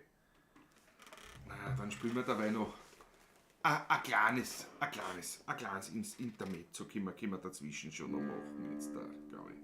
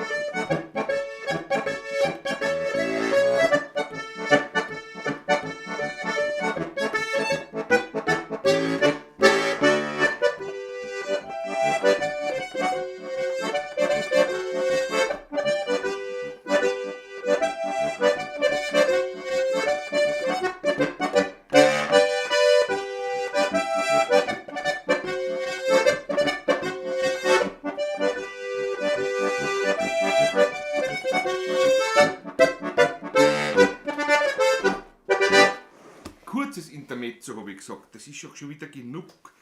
Und jetzt dann, wo der Klaus schon wieder kommt, da werden wir wirklich noch in falschen 50er. Eine sehr gute Idee natürlich. Das ist super. Wird das gehabt? Das ist groß. Schon der Hartmut Langerheinrich. Schönen guten Morgen zusammen, ich genieße einen roten. Bravo. Guten Morgen. Falscher 50er, der Adolf Rehberger mag er auch haben, ja. Das alte Häuserl ist auch zweimal von der Maggie und von Peter Brachtl, ja. Schon hat die Jugend geschlafen. Machen wir. Chantal Michel. Chantal ist. Jugend ist sehr brav. Sehr brav. In welchem Alter haben wir nichts anderes gemacht? Das ist wieder Plätzchen, so habe ich das letzte Mal gesagt, so geht's nicht. Was hast du jetzt gesagt schon wieder? Nichts habe ich heute gesagt, das Was letzte Mal. hast du das letzte Mal gesagt? Macht mal keine Kinder. Also ich gesagt, macht zwar keinen Schaden. Hat mein Großvater immer gesagt. Ja. Also. Wirklich wahr. Scherzhaft. Wirklich wahr. Ja. Na, schön, dass du dabei warst. Gute Nacht, schlafst gut. Gute Nacht, gut. Und auf bald. Ja, wie gesagt, du kriegst, morgen fahre ich auf Wien rein, dann kriegst du da haufenweise Daten gesendet, gell, Chantal? Gell? Das hat haufenweise. Rechne mit so 300 Gigabyte, ne?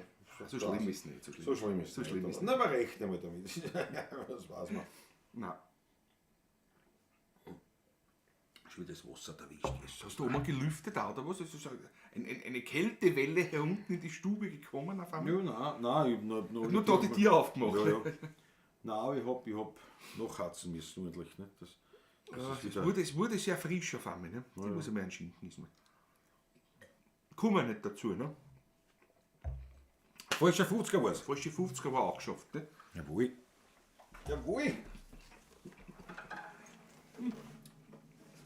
Schlecht. Das singst jetzt eh nicht. Du fängst da impulsiv Ja, beim eben. Refrain. Das ist der leicht, nicht? Ich kann nichts essen. Ich muss ja singen. Nein, da spülen vorher. Spülen. Ich kann ja auch spülen, sicher selber, falls sich noch Essensreste wo befinden. Ging ja nicht schön. Ja. Dabei schaut es an Wein. Dabei steht da unten, ich wollte gerade sagen, da steht nicht drauf. Wo wir geflattert haben wahrscheinlich. Nein, sicher nicht. Aber,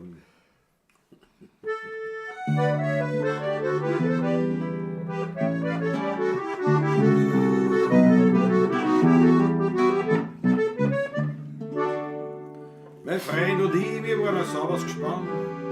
Wir haben im Park einmal einen alten Mann sein Bärsel heimlich aus der Tasche gezogen. Sind gerannt und haben uns voller Lachen gebogen. Da war ein ganz neuer 50er drin. Voll verreit bin ich gleich zu meinem Vater hin. Und er man sagt und gleich Urfein gekriegt. Die hat bei mir so richtig gewirkt. Da sagt er, blöder Bub, hör gut deinem Vater zu.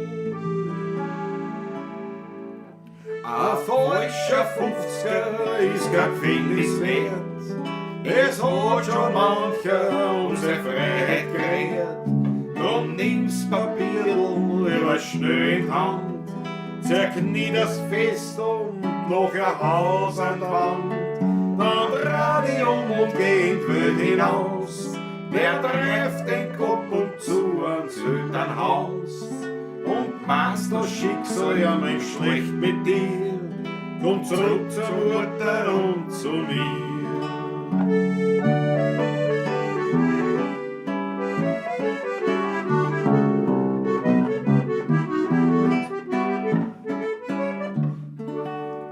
Nach Jahren schrieb ich einen Brief nach Haus. Liebs Mutterli, was nimm ein oder aus. Ich hab ein wunderschönes Madel gehabt. Da hat ein anderer sie mir weggeschnappt. Ach Mutter, du, ich bring das nur da und gib ihr meine ganze Freiheit drum. Da kommt im letzten Augenblick ein Brief, der mich noch zur Besinnung rief. Und drin steht, mein lieber Bub, hör deiner Mutter zu. Ein falscher 50er ist kein Gefängnis wert. Es hat schon mancher um seine Freiheit geredet. Drum nimm's Papierl über schnell in die Hand, zerknie das fest und noch ein Haus an der Wand. Wegen so ein Madel ist das Leben nicht aus. Wer trifft den Kopf und zu ans Elternhaus? Und du meinst das Schicksal ja mal schlecht mit dir? Komm zurück zum Vater und zu mir.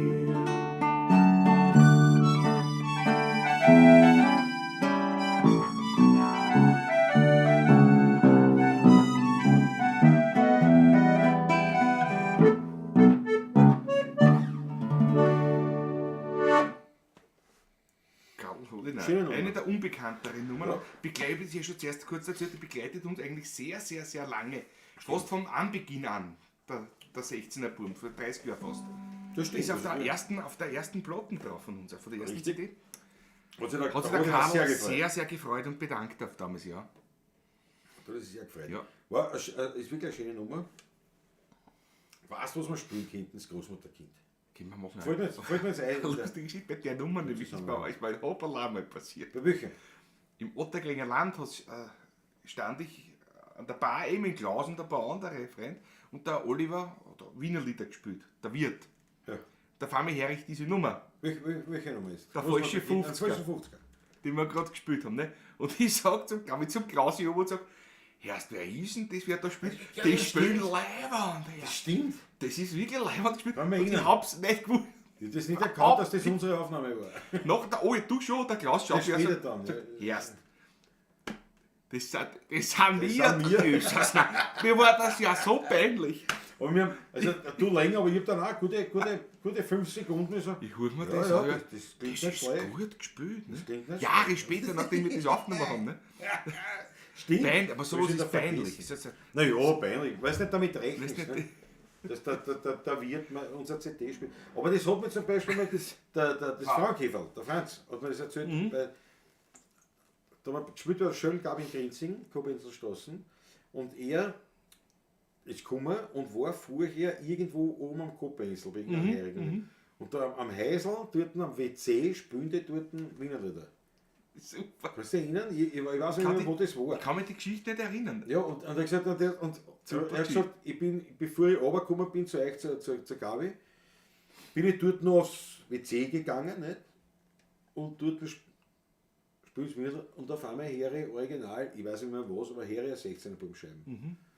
Das war damals, das hat sich auch köstlich amüsiert, dass er am Heisel irgendwo in Grenzing die 16er Buben gehört hat. Ja, das ist natürlich Weltklasse.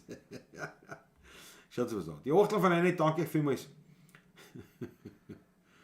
Aber das stimmt, das kann ich mir erinnern. Ja, genau. Nein. Das hast du gesagt, Momentan habe ich glaube ich was gelegt. Wir sind wirklich so Das ist das nicht ist schlecht. Das ist Wie ist denn das? Und dann so, erst, Alter, das sind wir. Aber das ist die ähnliche Geschichte, muss man sagen, ähnliche Geschichte wie einmal, da hast du gespielt mit Koschela Rudi und mit Lena Willi. In Neustadt am Wald, da ganz oben. Ja. Das gibt es nicht mehr. Das Dorfschenke, Dorfschenke. Das Kassen. Dorfschenke, ja. Ja, Dorfschenke ist gespielt, weil ihm der Koschela Rudi den Patrick angerufen hat, mir ist eine Musik ausgefallen, hast du Zeit, kannst du, ja passt. Damit habe ich gewusst, gut, also dann bin ich ja frei.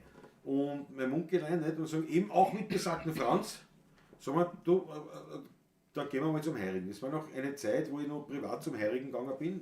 Ich meine, Das ist ja schon lange her. Hin und wieder. Aber sicher, ja. Nee, ja, gut, mit der Uschi halt. 16, ja, 15, ja. der Uschi war schon zusammen, ja.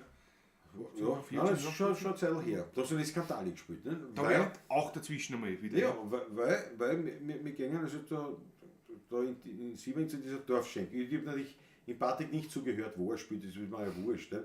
Er hat gesagt, du, ich habe keine Zeit, ich bin Verständlich. du bitte, was der an dem Tag, da können wir nicht spielen. Das war eigentlich noch für 2 Tage vorher, oder was? Ja, das da spiele ich mit einer Rudi. Nicht? Und ich habe gesagt, ja, passt schon. Nicht? Und ich habe aber nicht zugehört, wo du hast, was vielleicht auch gar nicht gesagt, keine Ahnung, ist ja auch egal.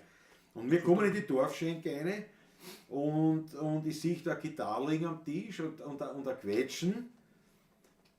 Und ich sage zu meinem Onkel, es ist leibend, da ist eine Musik. Und sage ich, erst schau, die Quetschen original. Also das ist die, also ich kann schwören, die Haare da, die komplett gleiche wie die von Patrick. Ne?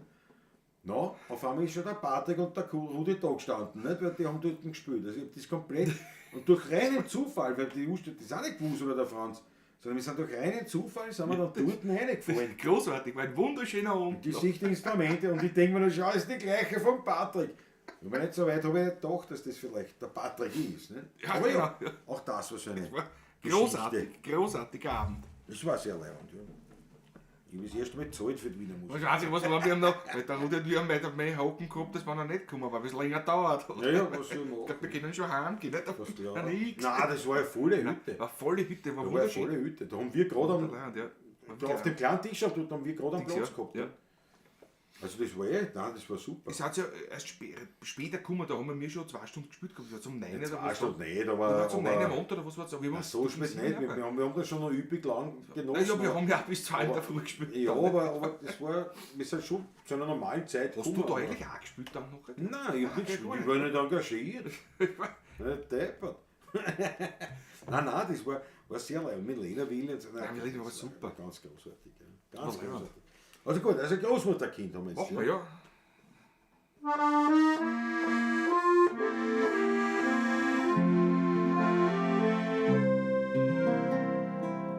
Meine Mutter ist mit einem anderen Mann, wie ich nur ein Kindl, dem Vater davon. Da war ein kleines Weiberl, schon grau und betagt, die hat zu dem Kinderl in der Wiegen gesagt. Du nicht weinen, mein Kleiner, du bist nicht allein. Solange die Großmutter lebt, da wird's dir gut gehen. Du nicht weinen, mein Kleiner, ich werde dort lieb gehen. Und die Liebe von der Oma dazu. Der Vater, der war als nächstes dran. Der ist vom Schicksal gebrochen, dem Leben davon. Und da war wieder das Weiberl, recht grau und betagt, die hat zu dem Burschen dann tröstend gesagt: Du nicht weinen, mein Kleiner, du bist nicht allein, solange deine Großmutter lebt, da wird's dir gut gehen. Du nicht weinen, mein Kleiner, ich werde die Mutter lieb gehen und die Liebe von der Oma dazu. Ja, die Jahre, die man nicht bremsen kann, die hab ich heute ein Bugel, heute bin ich ein Mann. Schon lang ist das Weiberl, die Oma nicht mehr, aber ihr Großmutterkind, das liebt sie heute noch sehr. Und manchmal im Traum, ja, da ehre sie so. Du nicht weinen, mein Kleiner, du bist nicht allein, solange deine Großmutter lebt, da wird's dir gut gehen. Du nicht weinen, mein Kleiner, ich werde Eltern lieb gehen und die Liebe von der Oma dazu.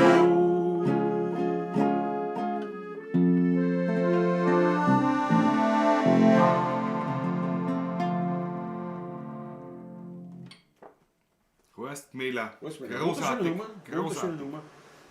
Wunderschöne Komm Nummer. schon, schau die Achteln von eine. Die Achteln von eine danke ich herzlichst. Ja, wie schauen wir aus mit Flaschen? Ne? Das ist eigentlich ein guter Abschluss, ne? Sozusagen. Guter Abschluss, glaube ich auch, ja. Es wird Zeit, und ich meine, es ist ja kein Jubiläumsballatsch, nicht? Wir können da nicht da nein, herumtun, aber nicht? nicht da. Das ist ja Wahnsinn. Nicht? Irgendwo muss ja mal Eine raus. Nummer, Ja. ich hab der Maggie eine Nummer noch versprochen. Was hast du noch ne? versprochen? Ich weiß, ein Urz Heisel hat, Ja. hätte sich die Maggie auch noch Ja, machen wir gewünscht. Und hab gedacht, Dann machen wir. weil ich hab nämlich gesagt, wie du aufgehört habe, ich gesagt, gewünscht sich was noch. Ja. Muss man Mutig, natürlich so mutig, erfüllen, ne? nicht? Sehr zum Wohle.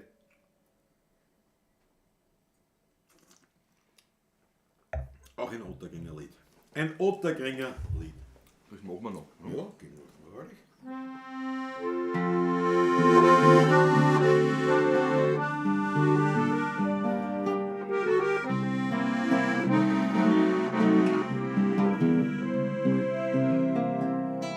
Ich weiß, ein uraltes Häusl, darin ist ein ganz kleines Beisel. Der wird dieser Kreuzfidels Mandel, serviert den Wein mit seinem zittrigen Handel. Dort kommen alle echten Werner zusammen, es hätt den Wert kein Bloß mehr haben. Dort geh ich hin, dort bin ich zaus und dort ruf ich aus. Ich weiß ein kleines Wirtshaus, weit raus in Ottergrimm. Dort sitz ich und träum mich allein. Und wann ich auch dort oft die halbe Nacht verbring, daran ist schuld nur der Wein. Und wenn ich das Wirtshaus in Ottergrimm, war ich längst schon kein Junggesell heute mehr. Dort sitz ich und träum ich wann ich lach, ich sing in dem Wirtshaus Ottergring.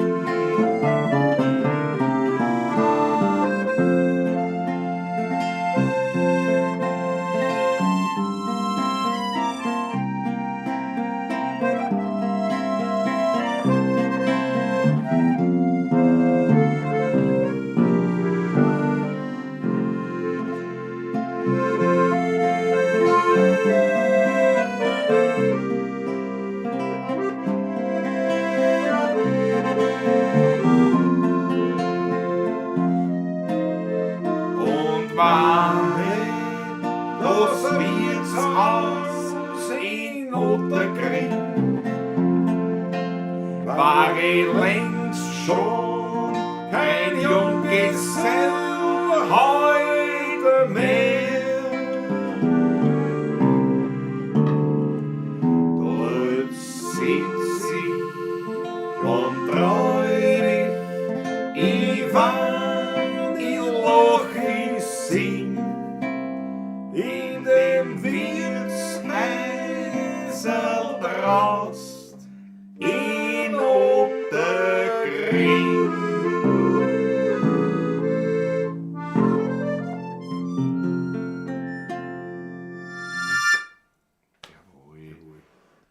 Einmalig. Schöne Abschlussnummer eigentlich. Eigentlich schon, wir haben noch was im Bevor die Glas. Stimme komplett verdrängt ist, aber Richtig. Aber deswegen, wir werden jetzt sehr ausziehen trockene Luft hier. und dann spielen wir zum wirklichen Abschluss die T-Dance. Machen wir die D-Dance zum Abschluss. Von Johann Schrammel Instrumental brauchen wir uns nicht das, aussingen. das tun wir nicht auf einen Schluck. Ja, auf 2 Schluck.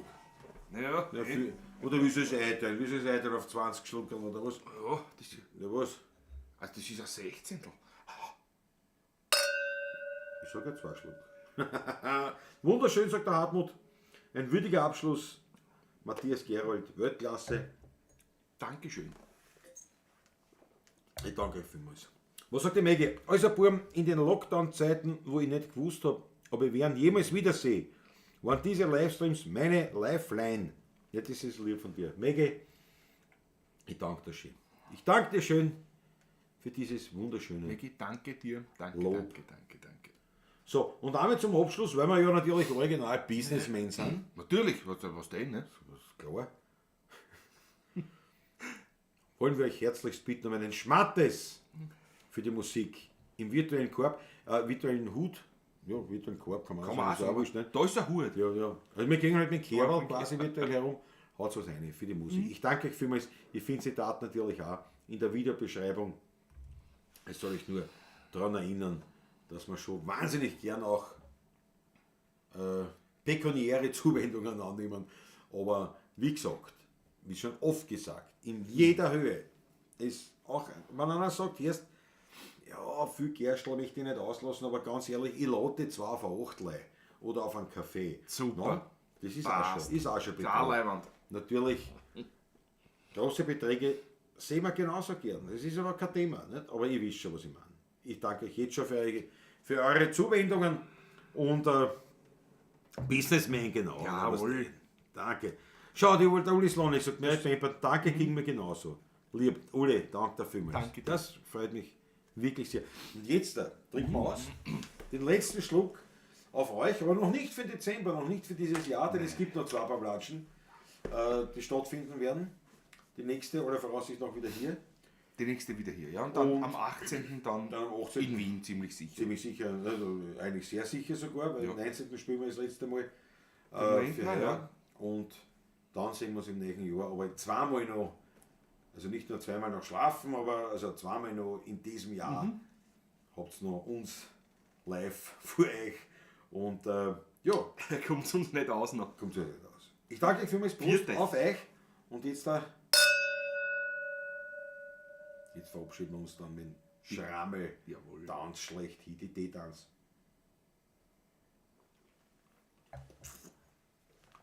Servus, gute Nacht. Ein Kistenwein. Bravo Spaziergang. Kistenwein. Haben wir ja, die haben wir ja. Haben wir auch ja, noch. haben wir ja, Ja, haben wir ja. die habe ich auch noch. Haben wir ja. Habe ich auch noch, die gute Fuchskisten. Jawohl. Alles dann. Wir werden dann gleich nach die T-Tanz. Noch die T-Tanz. Oder nein. Schön, dass du dabei warst. Für dich gut. Gute Nacht, Christoph Acker. Jawohl.